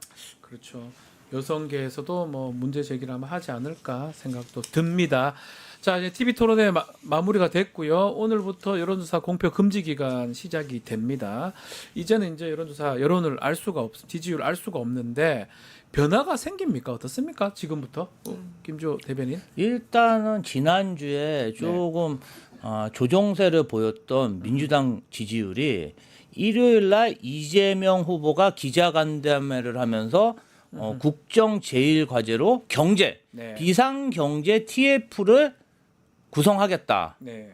정치 보복보다 나는 경제가 더 중요하다. 선언한 이후로 뭔가 견고하게 지지율이 회복하는 모습을 보였고요. 네. 사실은 어제 이준석, 김문수 단일화가 백지화됐기 때문에 사실상 3파전이고 이번 선거는 이재명 후보에게 굉장히 유리한 방향으로 고착됐다. 사실은 지지율에 막 등락 이것도 중요한데요. 네. 이 콘크리트 지지율, 그 지지율의 충성도, 그다음에 결집력도 굉장히 중요합니다. 그런데 이재명 후보는 지난 12월부터 굉장히 꾸준한 지지율, 과반수 가까운 지지율을 50 기록했고, 안팎으로 그럼요. 이 지지율이 수개월간 계속 견고하게 지속됐잖아요. 그렇기 때문에 아마도 이번 선거에서 무난하게 낙승하지 않을까 그렇게 조심스럽게 예측합니다. 어떤 변수가 있을까요? 이제 6일 정도 남았는데요. 본투표까지. 내일부터 사전투표고. 지난 대선을 이제 다시 환기하자면 6일 전에 단일화가 있었고, 그러니까요. 예, 그런데 지금은 이준석 후보가 단일화는 거의 안 하는 분위기로, 그러니까 국민의힘에서도 3자 구도로 치러진다는 걸 전제로 또 비대위원장이 했는데 네. 아마 대세에 큰 지장이 저는 없을 거라고 생각합니다. 이제 중앙일보가 한국갤럽에 의뢰해서 어제 발표됐던 걸 보더라도 단일화가 됐을 때 그러면 어떤 시너지 작용으로 1위 후보를 꺾을 수 있느냐 그런 지표가 지금 나오고 있지 않아요. 그러니까요. 3자 구도로 나오더라도 그 부분이 위협적이지 않다. 네. 그런데 이준석 후보의 지지율은 저는 개인적으로는 출렁일 거라고 생각해요. 그러니까 많이 중도층 분들 중에 지금의 보수는 좀 아니다. 그리고 보수 성향이 있더라도 지금의 국민의힘 김문수는 아니다. 한번 이준석이라는 사람이 어떤가 보수 출신 정치인이고 한번 눈길을 줬을 법하다고 생각해요. 근데 그 눈길을 본인이 차단했고 많은 제가 댓글이나 어떤 반응들을 보면 그래도 좀 합리적이라고 생각하고 1차 때는 그래도 당돌하지만 잘하네 이 토론. 2차 때는 너무 무례한 거 아니야? 3차 때는 완전히 그냥 철회를 해버렸다는 분들이 계시더라고요. 네. 이거는 본인이 자초한 거고 지금 두 자릿수 때 나오니까 나 한번 완주해가지고 선거 비용 한 절반 보전받으면서 끝까지 한번 해보자. 차기를 노려보자. 아니요. 두 자릿수 때 저는 안 나올 거라고 생각합니다. 것이다. 자, 이 민주당 얘기를 좀 해보면 막판에 뭐 깜짝 인사 영입 발표할 수 있다 이런 얘기가 나오는데 있는 겁니까? 얘기 하기 싫. 아니 알아요? 전혀 모르고요. 보세요. 전혀 모르고 워낙 극비 보안 사항이라 알려진 바가 없습니다. 그럼에도 불구하고 제가 그냥 상식적인 선에서 예상해 본다면 사실은 이 계엄 국면에 굉장히 보수 인사로서 국민들에게 각광받은 인사가 한 명 있습니다. 보수 인사로서 각광받은 인사 누구죠? 국정원의 홍장원 차장이라고 그거 뭐 팬클럽도 대단히 하더라고. 몇만 명 팬클럽도 있을 정도로 대단하기 때문에 뭐 선대위에서 어떤 고려를 하고 있는지 모르겠지만 제가 만약에 고려해 본다면 홍장원 차장 같은 사람을 영입한다면 굉장히 선거에 시너지 효과가 있을 수도 있겠다. 그렇게 예측해 봅니다. 그러니까 이게 본인 생각이신 거죠? 제 생각입니다.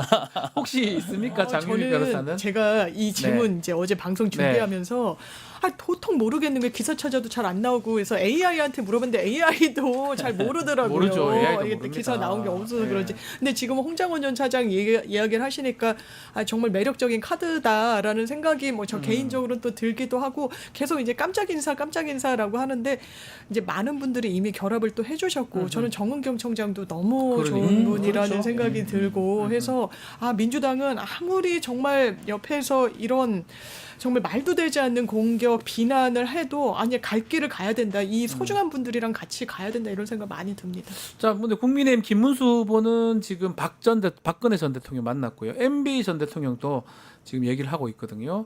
이 사람들이 등장하는 게 선거에 유리한 겁니까? 김문수 후보 입장에서 어떻습니까? 그러니까 이제 아까도 말씀드렸듯이 투표에 있어서 지지율도 중요하지만 그 로열티도 굉장히 중요하거든요. 아니 여론조사에서는 지지한다 그러고 투표장에 안 가시는 분들도 많아요. 그러니까요. 약한 지지자들 같은 경우는 그냥 이번 선거 질 것 같으니까 포기하는 층도 굉장히 많거든요. 그런데 어쨌든 핵심 지지층이 투표장으로 오고 주변에 있는 사람한테 투표 독려를 해야 그 눈덩이처럼 커지는 핵이 있어야 눈덩이가 커지잖아요. 그러니까요. 그렇기 때문에 김문수 후보로서는 어떻게든 한 표라도 더 모으려고 박근혜, 이명박의 도움을 받으려고 손을 내밀었는데 이분들이 어떤 분들입니까? 한 명은 탄핵됐고 한 명은 실제 비리 혐의로 형을 받은 그런 대통령 아니겠습니까? 제가 알기로는 국민의힘 당사에 두 전직 대통령의 초상화를 걸지도 못할 정도로 정말 국민 감정이 나쁜데 중도표를 받겠다고 지금 선거 운동을 해야 할 후보가 구태 정치인들의 어떤 그런 지지층의 그 소수의 표를 받기 위해서 지금 움직이는 이 모습, 저는 국민들이 똑똑히 심판해야 된다. 이번 조기 대선의 시대 정신에 맞지 않는 행보를 김문수가 하고 있다. 저는 이렇게 평가합니다. 반대로 가는 느낌도 들어요. 그렇죠. 전직 문제가 있던 대통령들을 만나고 있잖아요. 그러니까 보수. 박근혜 전 대통령을 소환할 때 탄핵 되게 억울하게 당했다라고 김문수 그 후보가 얘기도 이야기하더라고요. 지금 대선이 탄핵 때문에 치러지고 있어요. 국민들이 그 사회적 비용을 감당해야 되는 거예요. 네. 보수 진영 때문에, 국민의힘 때문에, 윤석열 씨 때문에. 그런데 박근혜가 억울하다라고 이야기를 하면서 헌재 결정까지 부인을 하면서 윤석열 전 대통령에 대한 헌재 결정도 공산당이라고 이야기했던 게 김문수 후보예요. 네. 그러니까 이건 패착 중에 패착이다. 그리고 박근혜 전 대통령 언제까지 선거의 여왕이었습니까? 그리고 선거의 여왕이 지금이 타이틀이라고 하더라도 무슨 소용이 있어요? 김문수 후보가 매력이 없는데 선거의 왕자가 아닌데 본인이 본인 선거 치러야 되는데 이렇게 후광에 그냥 기대어가지고 그나마 효과도 굉장히 제한적이고 이명박 전 대통령, 박근혜 전 대통령이 지금 무슨 새가 있으며 무슨 큰 플러스 요인이 되겠습니까? 오히려 마이너스가 되면 됐죠. 지금 대선의 성격을 가늠해 본다면 이거는 김문수 후보는 참 여러모로 안타깝고 이것도 그냥 안타까운 부분 중에 하나인 것 같습니다. 자, 그렇기 때문에 남은 선거 동안은 좀 전에도 얘기했지만 단일화 정도 얘기가 지금 남아 있는 오늘까지 같아요. 오늘 이제 내일을 사실상 투표니까 일단은 지금 이준석 후보 단일화 절대 안 하겠다 얘기를 하는 거 봤을 때는 3인 구도로 이제 마무리가 될 가능성도 높아 보여요.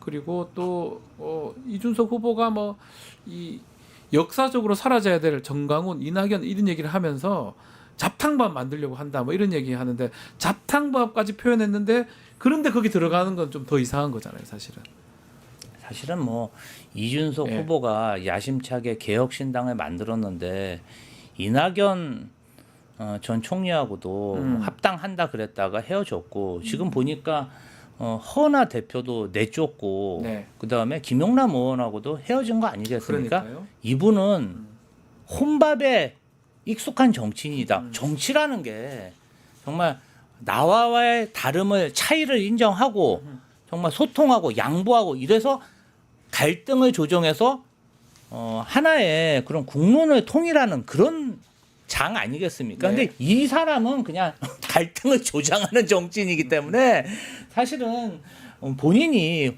혼밥 전문이다. 그래서 앞으로 좀 정치하기는 쉽지 않을까 이런 생각이 듭니다. 그리고 이제 네. 본인 자체가 국민의힘에 있을 때는 이용만 당하다가 퇴출됐고 어쨌든 개혁신당을 차려서 국회의원도 하고 대선 후보로 출마까지 한 거 아니겠습니까? 네. 함께 했을 때 이용만 당했고 혼자였을 때 그래도 국회의원 공직에 선출됐기 때문에 그 지지자들을 포기하지 않을 것이다 이렇게 생각합니다. 그래서 이제 뭐 이렇게 말하면서도 또 한편으로 이준석이라는 정치인의 어떤 행보를 봤을 때는 끝까지 알 수 없다라는 또 얘기도 있고요. 김용태 비대위원장은 이제 단일화 없다라고 입장을 밝혔습니다. 이준석 뜻을 존중한다. 3자 구도에서도 김문수 후보가 이길 수 있다라고 김용태 비대위원장 이 얘기로 봤을 때는 뭐 단일화는 이제 없는 거다 이렇게 봐야 되는 건가요? 대선 단일화는 없는 것 같은데 네. 여전히 언제 결합할 것인지에 대한 의문은 계속 나올 거라고 생각해요. 네. 제가 천하람 지금 개혁신당 대표 대행으로 알고 있는데 그런 얘기 언론 인터뷰에서 하더라고요. 친윤들이 자기한테 전화한다는 거예요. 전화를 해서는 지금 우리가 이준석 견디기 어려웠는데 한동훈은 더 견딜 수 없으니까 이준석 와달라고 한다라는 겁니다. 예. 지금 그게 국민의힘의 현실인 것 같아요. 앞으로 당권 경쟁 불붙을 겁니다. 오늘 네. 조간에서도 한동훈의 행보는 당권 행보다라고 이야기를 해요. 윤상현 안 된다라고 하는 것도 대선이 목전에 목표로 있지 않기 때문에 그러는 걸로 보이는데 그렇다면 이준석 후보가 지방선거 때도 존재감 드러내고 싶어 할 거예요. 그러기 위해서는 개혁신당의 울타리 안에서는 사실상 불가능한 부분이 있어서 네. 뭔가 또 정치적 꾀를 내지 않을까 생각은 듭니다. 꽤는 낼 수가 있는데 어쨌든 시기상으로나 뭐 상황상으로 좀 쉽진 않고 윤상현 의원 그 선대위원장 합류했다. 이게 뭐 보도가 또 철회됐다고 하다 그것도 아닌 것 같기도 하고요.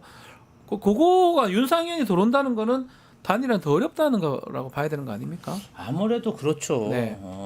장해찬, 윤상현 대표적인 친윤 인사들 그렇죠. 아니겠습니까? 국민의힘으로서는 친윤 그리고 친윤 인사들과 단절을 해야 되는데 지금 오히려 캠프의 주축이 친윤 인사들이다 보니까 네. 당연히 이 사람들을 받아야 되는 거예요. 상식적으로. 그런데 사실은 한동훈 친한계 입장에서 보면은 굉장히 통탄할 노릇이고 조경태 의원 같은 경우는 윤상현이 들어오면 나는 선거운동 안 하겠다 이렇게 하겠다라고 공개적으로 얘기했죠. 선언까지 했어요. 네, 그리고 사실 윤상현 의원과 또 이준석 후보하고도 굉장히 불편한 관계 아니겠습니까? 이제 이준석 후보가 어쨌든 친윤하고 단절해라 이렇게 주문했는데 그것도 못하는 거 아니겠습니까? 네. 그런 의미에서 보면 좀 단일화는 사실상 물 건너간 게 아닌가 그렇게 보입니다. 알겠습니다. 자, 단일화 얘기도 있고 또 하나 좀 짚어봐야 될 게 이낙연 지금 얘기인데요. 새미래민주당 상임 고문인데 김문수 후보를 지지를 해버렸어요. 이재명 후보가 당선되면 독재 국가가 출현한다 뭐 이렇게 규정하기도 했던데 일단은 김민석 민주당 공동선대위원장은 반헌법 야합, 또 내란 야합, 사쿠라 야합 비판의 강도를 높였는데요. 화면 보고 이야기하겠습니다. 김문수, 이낙연 두 분의 모습을 보면서 공도동망이라는 한 단어가 떠올랐습니다. 공도동망, 한 길에서 함께 망한다는 뜻입니다. 참으로 어려운 파트너를 찾았다. 저렇게 찾기도 쉽지 않은 두 사람의 결합은 반헌법 야합이자 내란 야합이자 변절자들의 야합이자 사쿠라들의 야합이자 긍정적 비전 없는 네거티브들의 야합이다. 민주당 국회의원, 전남지사, 국무총리, 당대표했던 지금 이낙연 전 총리가 저기를 가버렸어요. 갔다고 해야 되나요? 모르겠는데 어떻게 봐야 됩니까? 한마디로 예. 살리에르 증후군이죠. 살리에르. 네. 예. 본인이 정치권에 있어서 정치인들도 굉장히 질투가 강한 사람이 있습니다. 남이 잘 되는 모습들. 본인이 재능이 없고 뭔가 정치적으로 역량이 부족하다 보니까 다른 사람이 정말 힘들게 쌓은 그러한 정치적 능력에 대해서 폄훼하고 악담하고 그리고 뭐라 그러죠? 저평가하는 험담하는 그런 문화가 있는데 저는 이낙연 전 총리가 그럴 줄은 몰랐습니다. 그래도 문재인 정권의 3년이나 재임한 총리로서 총리였었잖아요. 우리 민주당원과 지지자들에게 어떻게 이렇게 큰 실망과 아픔을 주는지 모르겠고요. 김대중 재단 그리고 사이제에서 제명했죠. 제명을 했다고 하더라고요. 조금 늦은 감은 있지만 지금이라도 민주계에서 이낙연이라는 이름은 철저히 삭제해야 되지 않을까 이런 생각이 듭니다. 무슨 생각을 하는 겁니까? 이게 사실은 민주당 사람이었고 뭐 새미래민주당 만들긴 했지만 더 이상 민주당에 올 수 없는 그런 상황인가요? 본인이 민주당으로 올 예. 수 있는 다리를 거의 이제 끊어버렸네요. 완전히 이제는. 끊어버렸고 네. 저는 이 평가에 동의가 되더라고요. 이재명 후보에 대한 미움과 증오로 본인 스스로를 망가뜨렸다라는 표현이 나오더라고요. 네. 왜냐하면 이거는 완전히 잘못된 선택이에요. 자기가 민주당에서 뭐 수혜 입은 부분 거기에 대해서 뭐 더 이상 언급하지 않겠습니다. 근데 독재 괴물 뭐 이런 표현을 쓰잖아요. 네. 그럼 묻는 겁니다.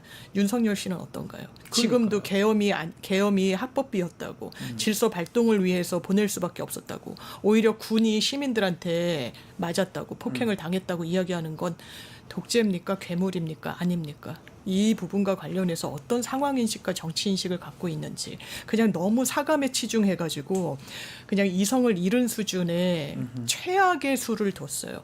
이분은 앞으로 정치 영역에서 저 못 볼 겁니다. 지금 네. 호남도 못 갈 거라고 예. 이야기를 해요. 사실상 민주당에 그나마 조금 있었던 연결고리 그냥 파묘되듯이 파헤쳐질 겁니다. 이거는 자기가 자초한 길이에요. 어떻게 이런 식의 최악의 마지막 정치 여정을 마침표를 이런 식으로 찍을 수 있습니까? 그 기다리면 될 낀데 뭐 정치를 그렇게 하고 싶어요. 뭐 아무 의미도 없지 않나 저 사람이 뭐 저런다 해가지고. 그러니까 이제 자기 파괴적인 그러한 정치 활동이라도 이재명 후보의 발목을 잡기 위해서라면 내가 정말 똥통에 빠져도 나는 하겠다 이런 정신이고요.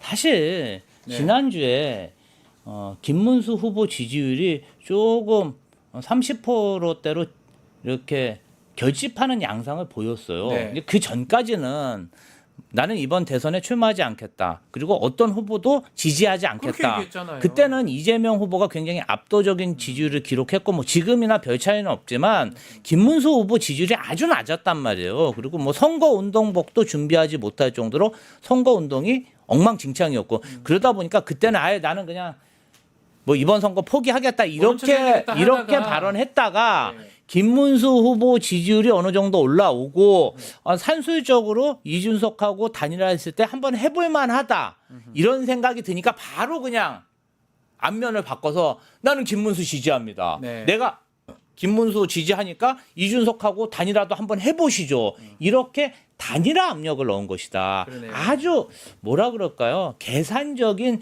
정치 행보를 했다. 이렇게 보시면 됩니다. 또 이런 생각 들어요. 뭐 이재명에 대한 어떤 증오가 이렇게 갔다는데 저런 사람이 지난 대선 때 총괄 선대위원장을 맡았잖아요. 그 행보가 좀 이상했었어요.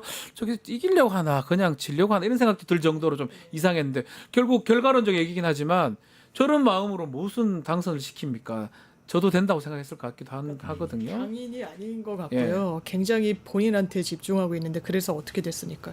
지난 총선 때 본인이 전남지사까지 지냈는데 그러니까요. 광산에 출마해가지고 선거비용 보전도 못 받을 정도의 참패를 했어요. 국민들로부터 유권자로부터 철저한 외면을 받았을 때 반성을 했어야 돼요. 본인이 이런 부분과 경쟁 구도에 있으면 뭐 감정이 쌓이기도 하고 네. 그 골이 깊어질 수도 있겠죠. 근데 그걸 극복하지 못해요. 왜냐하면 너무 꽃길만 걸어서 왜냐하면 이 총선의 패배도 이낙연 인생의 첫 패배였다고 하더라고요. 선거의 이력에서. 시온대만 나갔으니까 그러니까요. 되잖아요. 완전 당연히. 꽃길만 걸었는데 예. 그거를 용납을 못하는 거예요. 그게 정치인의 한계로 결과적으로는 이렇게 도출이 되는 거고 이분 앞으로 정치는 못할 겁니다. 못할 것이다. 당연하지만.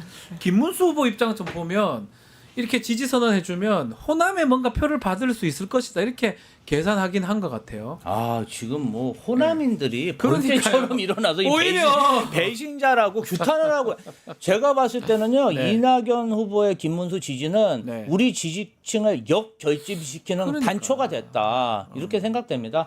상식적으로 민주당에서 정말 고관대작 호의호식은 다 하고 어떻게 그런 행보를 할 수 있습니까? 배신의 끝판왕이다. 저는 그렇게 생각합니다. 아니 존재 자체를 부정하면 안 되죠.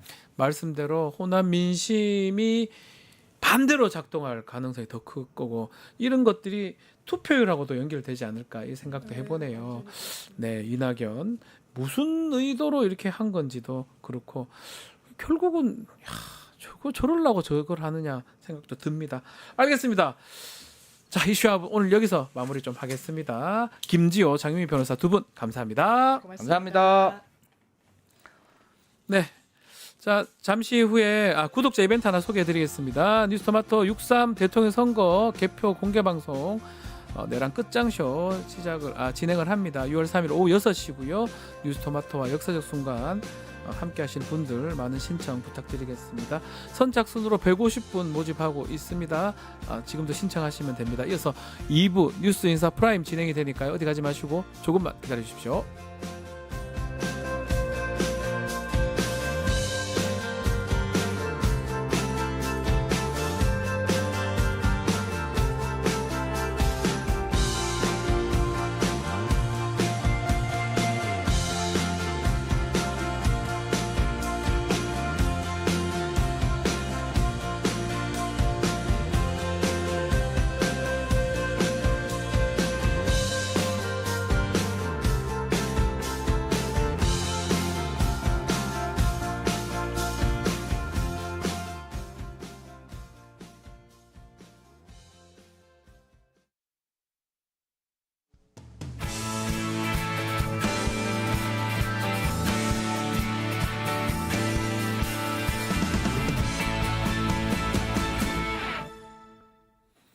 한 발 더 들어가는 고품격 시사대담 뉴스인사 프라임 시작하겠습니다. 자, 사전투표가 하루 앞으로 다가왔어요. 또 본투표 일주일째 안 남았습니다. 선거 막판의 판세 분석 이강윤 전 한국사회여론조사연구소 소장과 이야기 나눠보겠습니다. 안녕하십니까 소장님. 안녕하세요. 네. 자, 뭐 가장 전문가 아니시겠습니까? 아유, 무슨 믿고 보는 말씀을요. 우리 무슨 이강윤 말씀을. 소장님. 자, 이제 이른바 여론조사 공표 금지 기간이 이제 됐습니다. 네. 이제부터는 여론조사 조사는 하더라도 공표를 못 하는데 속설에 보면 여론조사 그 공표 금지 기간 동안 뭐가 바뀌진 않는다. 그 전에 했던 결과대로 대통령이 된다. 이런 얘기가 있는데 그것도 맞는 말씀인가요? 그게 속설이 아니고 통계이자 팩트입니다. 팩트군요, 이게. 예. 우리나라에서 정치 관련 여론조사를 제일 먼저 시작한 데가 갤럽인데 네, 한국 갤럽. 예. 13대 대선부터 3년 전인 20대 대선이죠. 예. 이번에 21대니까 그때까지 한 번도 바뀐 적이 없어요. 아하. 네.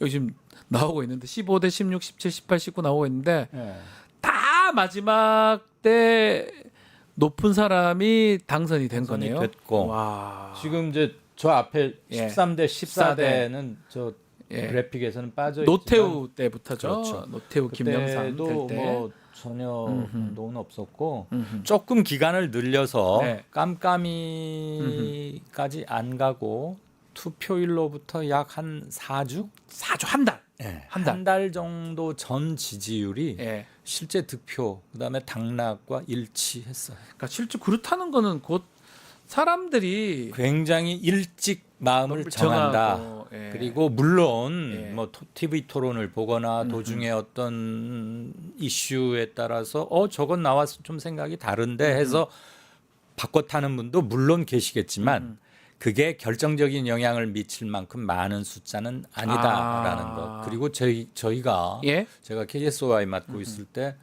3년 전에 이재명, 윤석열 붙었던 그 대선 끝나고 나서 사후 여론조사 같은 걸 한번 했어요. 네, 저 본 거 기억나요. 예. 네, 선생님은 언제 마음을 정하셨습니까? 예, 예, 예. 무엇 때문에 마음을 정하는데 어떤 이슈가 컸습니까? 네. 등등등 이제 우리가 보도 자료를 내거나 꼭 공표할 건 아니었지만 자료로서 가지고 한번 해봤는데 사후 서베이라고 할 수 있죠. 네. 그거 했더니 놀랍게도 아하. 67%가 투표일로부터 약 2, 3개월 전에 정했다. 2, 3개월 전에 벌써 정해놨다. 굉장히 빨다는 거죠. 안 그래서 바꾸고. 예. 우리 국민분들이 국난을 하도 여러 번 극복해 오시다 보니까 네. 정치 의식도 대단히 고양돼 있고 많이 성숙돼 있고 그래서 평소에 마음속으로 채점을 꼼꼼히 하고 계신다라는 네. 걸 느낄 수 있었죠. 지난 대선도 그러면 그렇게 결과가 사실 0.73 뭐 % 차이였잖아요. 포인트. 사실 그 전에 여론조사 공표 금지 기간이나 아니면 한 달 전에 아주 그렇게 됐던 겁니까? 차이가? 그랬죠.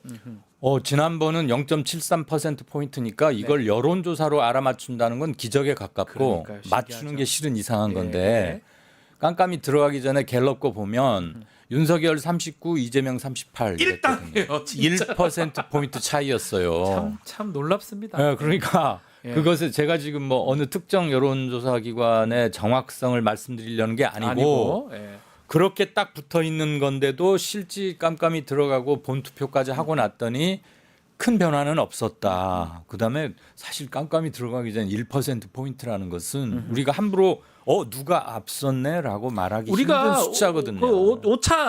오차 범위 내라고 하잖아요. 오차 범위 내에서도 가장 밑바닥에 딱 붙어 있는 거라서 그거는 뭐라고 판독이나 예측을 하면은 사실 좀 건방질 수 있을 정도로 근접돼 있는 건데 그게 유지가 됐다는 게 신기하죠. 그 이번 선거 때는 뭔가 그래도 좀 다를 수도 있다. 부동층이 움직일 수도 있다. 지금 토론회도 끝났고 이런 얘기도 있는데요. 부동층이라는 건 항상 움직이고 변동할 가능성이 있으니까 말 그대로 부동. 뜰 부자 움직일 동자 아니겠어요? 근데 저는 이번 선거를 관통하는 기본적인 것은 지금으로부터 딱 6개월 전인 12월 3일. 12월 3일 밤 10시 몇 분에 누가 텔레비전에 나와서 계엄을 선포한다고 할 때 이미 정해져 있었다. 그때 정해져 있었다. 이거는 말이 안 되는 건 아닌가? 민주공화정을 이렇게 파괴할 수가 있는가? 지금이 어느 때인데 무슨 사유로 왜 비상계엄을? 그리고 뭐 한두 시간 있다가 이제 해제가 되고 그 이유는 우리가 알고 있는 것들인데 그 계엄 내란 때문에 치러지는 선거 아니겠습니까? 그게 맞습니다. 기본적인 이번 대선의 성격이자 이런 일이 절대 또 일어나서는 안 되겠고 그것을 좀 더 확실히 민주공화정을 꽝꽝꽝 잘 못을 박아서 제대로 수립해야겠다는 게 이번 대선에 부인할 수 없는 누구도 손댈 수 없는 시대 정신이기 때문에 그게 기본적으로 쭉 관통되고 있고 그래서 그 위에서 한두 가지 이슈로 바뀌시는 부동층이야 당연히 물론 조금씩 있을 수가 있지만 가능성의 경우에서는 저는 그게 며칠 안 남았잖아요. 이제 6일 남았습니다. 내일부터 사전투표고요. 물론 어제 TV 토론을 보고는 많이 충격들을 좀 받으시긴 했을 것 같아요. 네. 어떤 측면에서 좀 충격을 받았을까요? 이게 전 아직도 조금 이래도 되나? 이것도 되나? 이런 말 해도 되나? 이 말씀이시죠? 그게 이렇게 여진이 계속되는데 정치라는 이름의 폭력? 그다음에 충격을 받았고요. 한마디로. 그다음에 토론 방송은 두 가지잖아요. TV 토론도 하고 그게 방송으로도 나가는 거니까. 거기에 적용되어야 할 최소한의 윤리나 금도 또는 선은 과연 무엇인가? 토론이라는 이름으로 검증이라는 이름으로 어디까지 허용될 수 있는 것인가? 그다음에 사용하는 어휘가 저래도 되는 것인가? 정말 넌 좀 깜짝 놀라셨죠. 누구는 그냥 텔레비에서 막 말하던데 어제 보니까 저는 그걸 옮기는 것도 지금 잘 못하겠는데 아주 충격입니다. 충격 받았습니다. 많은 분들이 그랬을 거예요. 그리고 이게 애들도 같이 봤어요. 당연하죠. 저도 마찬가지지만 10대 중후반 애들 많이 봤을 거고 이게 당연히 기록에 남는 것인데다가 어제 저는 그걸 그냥 참사라고 표현하고 싶은데 토론 참사. 뭐 이름은 굳이 안 붙이겠습니다만 누구를 말하는지는 아실 거예요. 그 젊은 가장 젊은. 그래서 이거는 여러모로 굉장히 큰 문제다. 그다음에 개인적으로는 어마어마한 안티가 생기는 게 당연할 수밖에 없겠다. 뭐 이런 생각도 좀 들었고 왜 저 지경까지 가야 왜 하지? 그랬을까요? 이거 뭐 대선 후보이기도 하고 뭔가 인터넷 뭐 커뮤니티 이런 거 자꾸 보고 거기에 있는 거 질문하는 거 아니냐 이런 분석도 있는 것 같아요. 그죠? 그런 걸 한다 하더라도 본인한테 유리한지 해도 되는 건지도 판단해야 될 거 아닙니까? 그게 중요한데 그 자율적 판단 기능에 조금 문제가 있는 거 아닌가 싶고. 그런 사람을 대통령이 어떻게 시킵니까? 이런 생각이 든다니까요. 저한테 너무 큰 소리 치지 마시고 제가 아직도 놀래 있어가지고 깜짝깜짝인데. 저도 놀랐습니다. 그 뭐 백병전이 될 거라는 예측은 했지만 어제가 마지막 TV 토론이자 깜깜이 들어가는 거고 일주일밖에 안 남았고 더군다나 이번은 계엄 내란 때문에 치러지는 아주 촉박한 일정 때문에 다른 때보다 TV 토론 횟수가 굉장히 줄었어요. 네, 맞습니다. 그래서 중앙선관위에서 하는 요거밖에 없었고 세 번 중에 마지막이니까 온갖 소리가 나올 거라고 예상은 했지만 그걸 완전히 뛰어넘어 버렸다는 거. 윤리와 폭력 차원에서. 참 충격적이었다. 이렇게 그 토론회 때문에 뭐가 바뀔 가능성은 없다고 보시는 건가요? 그 뭐 1, 2등 등수 차이는 저는 안 바뀔 것 같은데 그 젊은 문제를 제기했던 그 후보의 득표율에는 굉장히 마이너스가 될 건 마이너스가 것 될 가능성이 같아요. 높아 보인다. 그냥 그건 뭐 진영이나 우리가 그렇게 어려운 거 따지지 않고 상식과 합리와 시민들이 공유하고 있는 가치, 그다음에 우리 공동체가 유지시켜야 한다고 생각하는 모종의 어떤 선 안에 들어와 있는 질서랄까, 윤리 이런 차원에서 넌더리를 흔들 수밖에 없죠. 그 여론조사 흐름을 좀 짚어보면요. 네. 말씀하신 대로 이번은 내란 종식, 내란 관련된 선거기 때문에 이재명 후보가 좀 독주하는 모양새인데 최근에 좀 좁혀진 흐름이 있었지 않습니까? 예. 김문수 후보하고. 네. 요거는 좀 튀는 조사라고 봐야 됩니까? 아니면 흐름이 그런 겁니까? 튄다기보다는 튀는 점도 있을 수는 있겠는데 저는 우선 우리가 남이가 라는 대구 경북 영남 지역 정서 보수 정서 그 보수권에 만연해 있는 전통적인 이른바 정치 정서 이런 것들이 좀 막판에 한번 작동 재가동에 들어간 것 같긴 해요. 그것의 이유로는 약 열흘 전쯤에 TK 지역 조사한 것과 최근이 많이 다른데 열흘 전에는 민주당 이재명 후보가 앞에 30몇 %, 3자를 찍었어요. 근데 다시 그게 2자로 내려갔어요. 3년 전 대선에서 이재명 후보가 그러니까 대구와 경북에서 얻은 득표율이 대구가 21.3%, 경북이 24%쯤 돼요. 21에서 24, 20대 초반이죠. 그러다가 물론 득표율과 여론조사 지지율을 단순 비교하는 건 아니지만 또 그래서도 안 되는 것이고 그런데 여론조사상에서 3자가 그려지는 것을 보고 전통적인 보수권의 텃밭이라고 하는 곳에서도 이번 계엄 내란 때문에 치르는 대선에 임하는 정치적 생각이 어떤 것인지를 엿볼 수 있다고 저는 생각을 했고 이건 역시 거대한 흐름은 어쩔 수 없구나 생각을 했는데 약간 다시 내려가는 걸 보면서 큰 선거 앞두고 마지막에 작동되는 이른바 지역 정서 꼭 지역 감정이라고만 인류 말하긴 좀 뭐한데 결집, 보수 결집 같은 건가요? 그렇게도 봐야겠죠. 지금 그게 그쪽 지역에서는 거의 이퀄 같은 말로 통용이 되곤 해왔으니까 마치 영남과 호남 물론 기본적으로는 정치적 지역에 의한 정치색에 의한 결정이 얇아지는 추세이긴 합니다만 아직도 좀 되고 있다. 그다음에 보수 응답률이 확 늘었어요. 보수 응답률. 그러니까 국에 소금이 많이 들어가면 조금 짭조름해지듯이 보수 응답자분들의 응답이 높아지니까 보수권 후보의 지지율이 조금 올라가는 건 당연하지요. 그러면 진보가 왜 갑자기 응답을 멈췄느냐 또는 진보가 낮아졌느냐 이렇게 말씀하실 수 있는데 진보적인 생각을 가지신 분들이 한 열흘 사이에 몇백만 명이 갑자기 다 이민을 가거나 어디 잠수를 탄 건 아닐 거 아니에요.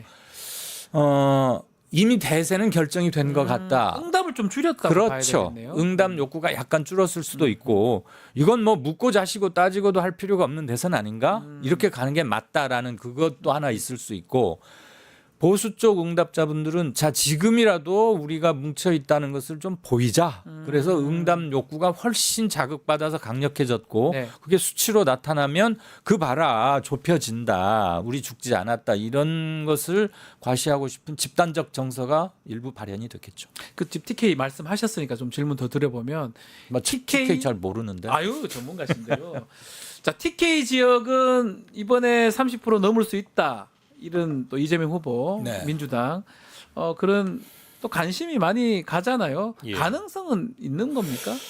아예 없다고는 생각지 않아요. 30%면 상당한 거예요, 사실. 굉장한 거죠.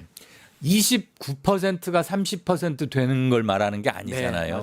20% 초반대. 초반이 30% 가는 거니까. 그러니까 3년 전에도 이재명 아까 얘기했다시피 21에서 24%를 얻었는데 그게 민주당 계열 후보 중에서는 제일 많이 얻은 거였거든요. 그게 지금 앞에 30자로 그린다는 것은 득표율에서 6 내지 7%포인트가 늘어난다는 거 아닙니까? 맞습니다. 그거 어마어마하게 어려운 겁니다. 어마어마하게 대선에서 1%포인트 차이 내기 얼마나 힘든데. 네네네. 그런데 지금 여론조사들이 26에서 30 살짝 왔다 갔다 터치하다 이선이란 말이에요. 네네네네. 이게 득표율로 환산을 하면 기권이나 모름 무응답 빼고 그다음에 실제 본투표에서는 기권율 빼고 그다음에 이제 그 방점을 둬서 돌리는 식이 있긴 하지만 네. 그렇게 해보면 저는 한 26, 7, 7, 8, 30은 그냥 섣불리 말은 안 하겠어요. 섣불리 말씀은 안 드리고 싶은 게 만약에 이렇게 했다가 29.9가 나오면 아이고 이강은 틀렸잖아 뭐 이럴 수도 있는 거고.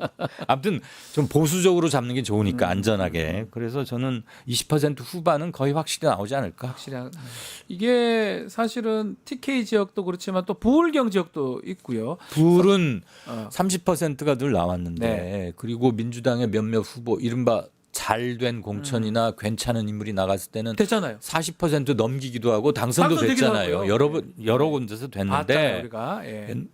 이번에는 그쪽에서 4자는 그릴 수 있을 것 같아요. 오히려. 4자까지 그릴 수 있다. 네, 와. 저는 TK 3자에는 조금 자신이 없는데 없지만 PK 부울경은 네. 40.001이라도 4자니까 그렇다면 40 가능하지 않을까? 볼수 있다. 이런 생각이 좀 들어요. 그러니까 저 질문 좀 드려보면 우리가 캐스팅 보트 얘기를 하잖아요. 그러면 네. 충청 지역 그리고 또 세대별로는 2030이 어떤 선택을 할까? 네.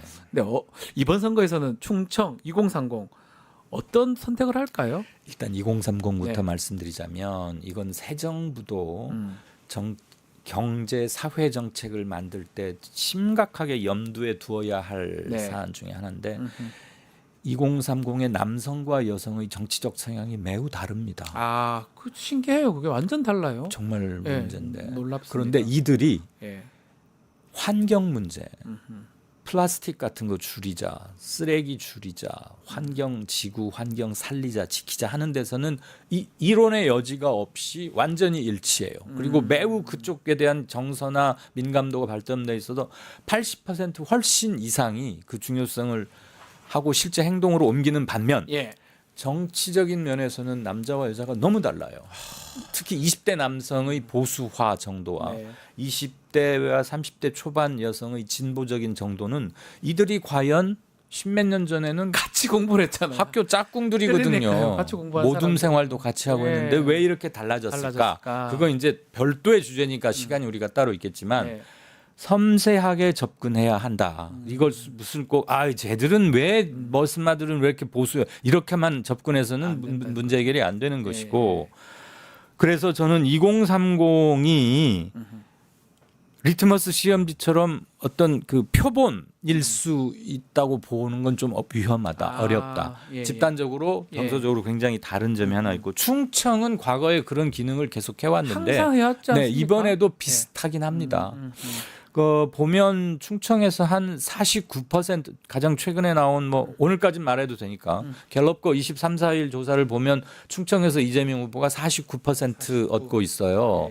김문수 후보는 뭐 30% 후반이고 이준석 후보가 생각보다는 잘 나오고 있었어요. 어제까지는. 네. 근데 어제 TV 토론 참사 이후로 모르겠어요. 좀 미미하나마 전 영향이 마이너스 쪽으로 있을 것 같은데 충청은 캐스팅 보트 내지는 바로미터 역할은 충분히 할 것 같고 충청이 캐스팅 보트 역할을 하기에는 숫자 자체가 너무 적어요. 10%예요. 10%. 전체 유권자에. 국민들 중 그래서 유권자 중에 거기가 민심이 어디로 가 있는지를 맛보기 측정하기 위한 가장 좋은 샘플은 되지만 우리가 캐스팅 보트라 하면 팽팽할 때 누구의 결정에 따라서 결정이 어디로 가느냐가 되는 걸 캐스팅 보트라고 하잖아요. 그러기에는 이번은 1, 2위 간의 표차가 너무 클 것 같다. 우선 그게 첫 번째고. 그래서 네. 특별히 캐스팅 보트가 있을 수가 없어요. 1, 2위가 딱 붙어서 정말 초박빙의 경쟁을 하는 국면에서 캐스팅 보트가 의미가 있는데 그렇고 캐스팅 보트를 하기에는 충청이 좀 인구수가 적다. 그러네요. 그러나 충청의 표결 결과는 유심히 봐야 되겠다. 자, 그리고 오늘까지 그래도 얘기는 하지 않을 수 없습니다. 네. 단일화 변수. 오늘이 거의 마지막 날이라고 봐야 될 것 같은데 단일화 가능성은 어떻게 저는 보십니까? 끝난 겁니까? 저는 아주 오래전부터 단일화는 안 될 거라고 계속 생각은 해왔는데 예, 예. 하도 신문 방송에서는 쓸 게 없으니까 그 말을 늘 써요. 고정 반찬으로. 그리고 예, 사실 맞습니다. 예. 무엇을 생각하든 항상 상상 이상의 것이 계속 뻥뻥뻥 터져왔던 맞습니다. 계엄 이후 6개월이기 때문에 네네. 뭔 일이 안 일어난다고 말할 수가 없게 됐잖아요. 이제는 아 누가 석방될 줄 알았습니까? 뭐 어쨌습니까? 예. 그런데 저는 어저께를 분기점으로 해서 더더욱 단일화 가능성은 없다고 보고 만약에 단일화를 한다면 이준석 아니면 김문수 두 사람 중에 하나가 그만두는 거 아니겠어요? 그런데 김문수 입장에서는 아 내가 2위인데 2위가 그만두는 단일화 어딨어라고 말할 거고 이준석은 아 형님으로 단일화하면은 나를 지지한 표에 조금만 그리 갑니다. 근데 저로 단일화되면 형님 지지하는 거 거의 다 옵니다. 그러니까 따져보면 정답이 없어요. 그 사람들끼리 싸우라고 방 안에 넣어놔도 며칠 지나도 답 안 나옵니다.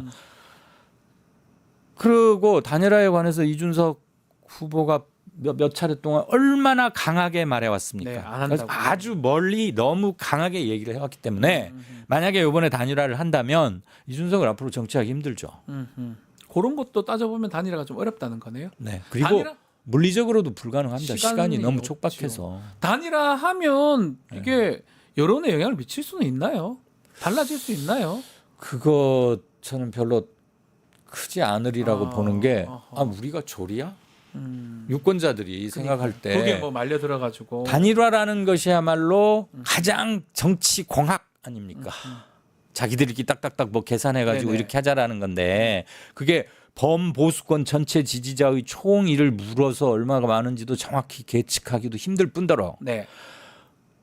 그리고 원래 선거 민주주의의 본내용에서 보자면 단일화는 맞지는 않는 거죠. 어느 진영에서 얘기를 하든 간에 네. 저는 그거는 인위적인 비틀기거나 합치는 건데 저는 그리고 이번 대선은 네. 또 하나 반계엄 반내란이라는 성격이 너무나 명확하기 때문에 범보수권에서 이루어지는 어떠한 유형의 단일화가 됐든지 네. 전체에 영향을 미칠 가능성은 아주 낮다. 아주 낮다. 또 하나만 더. 예. 현재 여론조사를 종합하면 김문수와 이준석을 합쳐도 네. 1위 후보에 좀 미달이 돼요. 아직까지 뭐 갤럽 하나 옛날에 있긴 하던데 지금 살짝 그건 넘어가는 그랬고 게. 그러면 네. 단일화는 왜 하냐면 너하고 나하고 우리 B와 C를 합쳐서 A를 엎어먹어 버리면 이겨야 되는데. 이겨버리면 야 한번 하자 이렇게 되고 그걸 바라보는 관전자나 유권자들도 그래? 그럼 우리 진영 전체의 이익을 위해서는 단일화에 대한 나의 부정적인 생각을 약간 덮더라도 약간 누르더라도 그리 가는 게 맞지 않나 해볼 텐데 해도 안 된다는 거 그건 덧셈 뺄셈만 하면 바로 나오니까 더군다나 이 말이네요. 예. 지금 두 후보가 단일화를 한다는 거는 지지층이 일부 겹치는 면이 있어서 제닭 잡아먹기 성격이 있어요. 네. 그래서 플러스 알파 또는 시너지 효과가 작을 수밖에 없는데 아까 말했잖아요. 일이 됐을 때 저리 됐을 때 분산되는 강도가 너무 크니까 그러면 더더욱 할 실익이 적어지는 없다는 거지. 거네요. 마지막 변수, 뭐 변수라고 해야 되나요? 또 다른 변수인 투표율 한번 질문드리고 싶습니다. 말씀대로 이렇게 심판 성격이 강하니까 투표율이 높을 거라고 보면서도 한편으로는 좀 대세론이 좀 작동해서 투표율이 낮을 수도 있다. 그렇죠. 이렇게 두 가지 의견이 상충되는 것 같습니다. 어떻게 보십니까 투표율? 어제 집계 나왔던가요? 네. 해외 국민들 밖에 사시고 많이 나왔던데요. 79.5%인가? 예. 이게 2012년에 이 제도가 처음 시작됐는데 그 이래로 가장 높았다 네. 그래요. 예. 그리고 아시겠지만 외국에서 투표하려면 돈도 엄청 많이 들고 시간도 서너 시간은 기본으로 들어요. 맞습니다. 자기가 운전하거나 비행기 타거나 뭐 교통수단 이용해서 가야 놀랐던 되고. 게 프랑스는 파리에 하나 딱 있더라고요. 멀리서 가야 돼요. 파리에 딸랑 하나 있어요. 깜짝 놀랐어요. 프랑스 전역에 흩어져 사실 예, 예, 텐데 예. 저는 물론 파리 이제 하나 있다고 놀랐어요. 주요한 도시 몇 군데긴 예. 하겠지만 예. 파리 한 군데로 오셔야 한다는 예. 거고. 자, 그러면 이분들이 왜 그렇게 높았을까? 이 고국의 정치가 이게 말이 안 되는 거고 분노의 표현이자 네. 제대로 가게 하자는 건데 저는 이런 것들이 당연히 국내 투표에도 영향을 미치리라고 당연히 봅니다. 예, 예. 아휴 그분들 저렇게 힘들게 하는데 우리도 해야지 하는 해야지. 건데 진보 쪽에서의 투표율은 저는 예년보다 높아질 거라고 봐요. 또 하나 아니 네. 왜냐 계엄내에 대한 심판이지 심판 두말할 내려가야 필요 된다, 없이 우리가. 그렇지. 예. 그런데 반대로 범보수권에 계시는 분들은 야, 뭐 투표할 욕구가 별로 안 일어. 쉽게 말하면 뭐 투표해서 뭐 할 낀데? 뭐가 좋노? 대구 뭐 되나? 경북 얘기네요. 뭐 이런 거잖아요, 말하자면. 예. 그러니까 지난번에 3년 전에는 윤 이 두 후보가 붙었을 때 정말 초박빙이었고 한치의 이탈이나 오차도 없이 진영이 총력 결집에서 붙어서 48대 47 그랬는데 이번에는 김문수 후보 보십시오.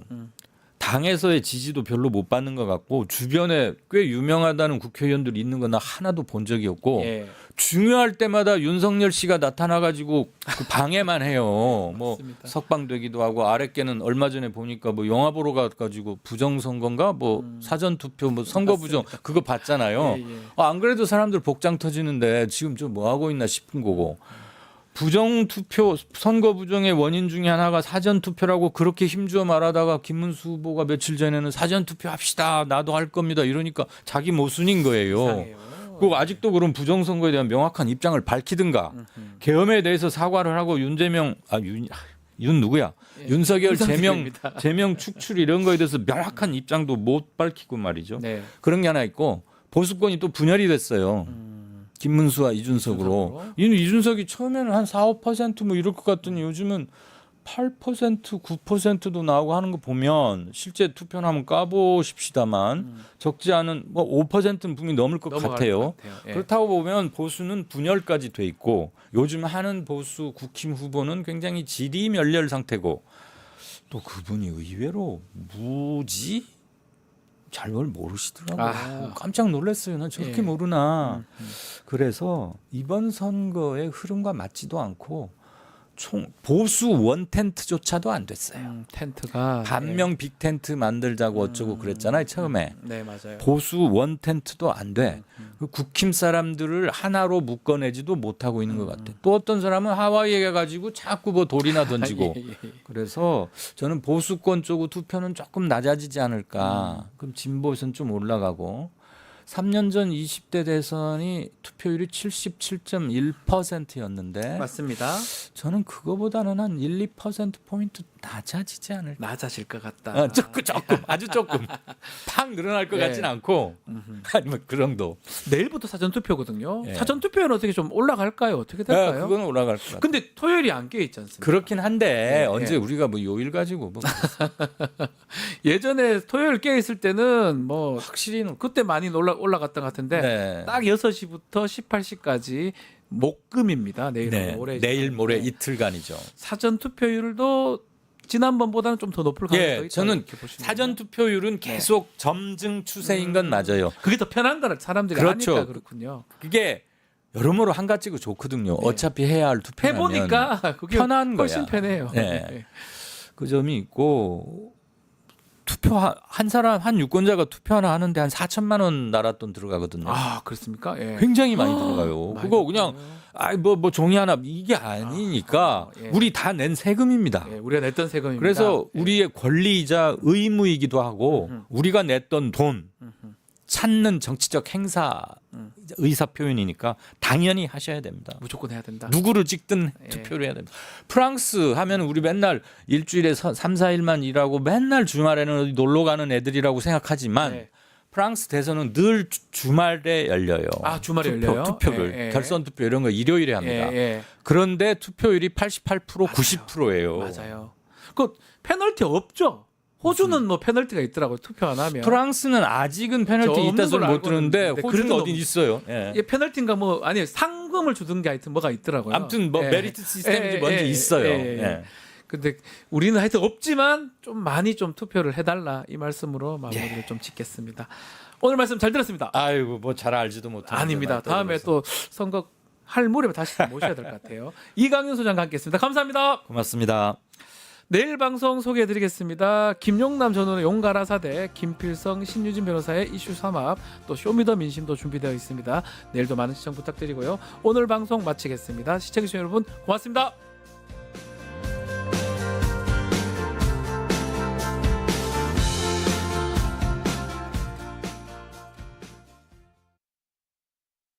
뉴스토마토 K평화연구원이 12.3 내란을 막아낸 시민영웅 1000명 찾기 프로젝트를 진행합니다. 비상계엄 선포 이후 국회, 광화문, 남태령, 한남동 공관, 헌법재판소 등지에서 내란을 막고 탄핵소추를 이뤄낸 시민영웅 1000명을 찾아내 대한민국 민주주의의 역사로 기록하고 시상의 본보기로 삼음으로써 민주주의를 더 널리 확산하기 위한 프로젝트입니다. 이 과정에 직접 참여했거나 참여자를 추천해 주실 분들은 우측 제보하기 QR코드나 아래 메일로 추천 및 제보해 주세요. 민주시민 여러분의 많은 참여 바랍니다. 뉴스토마토 K평화연구원과 함께 해주실 분들의 추천 제보 및 후원을 기다립니다.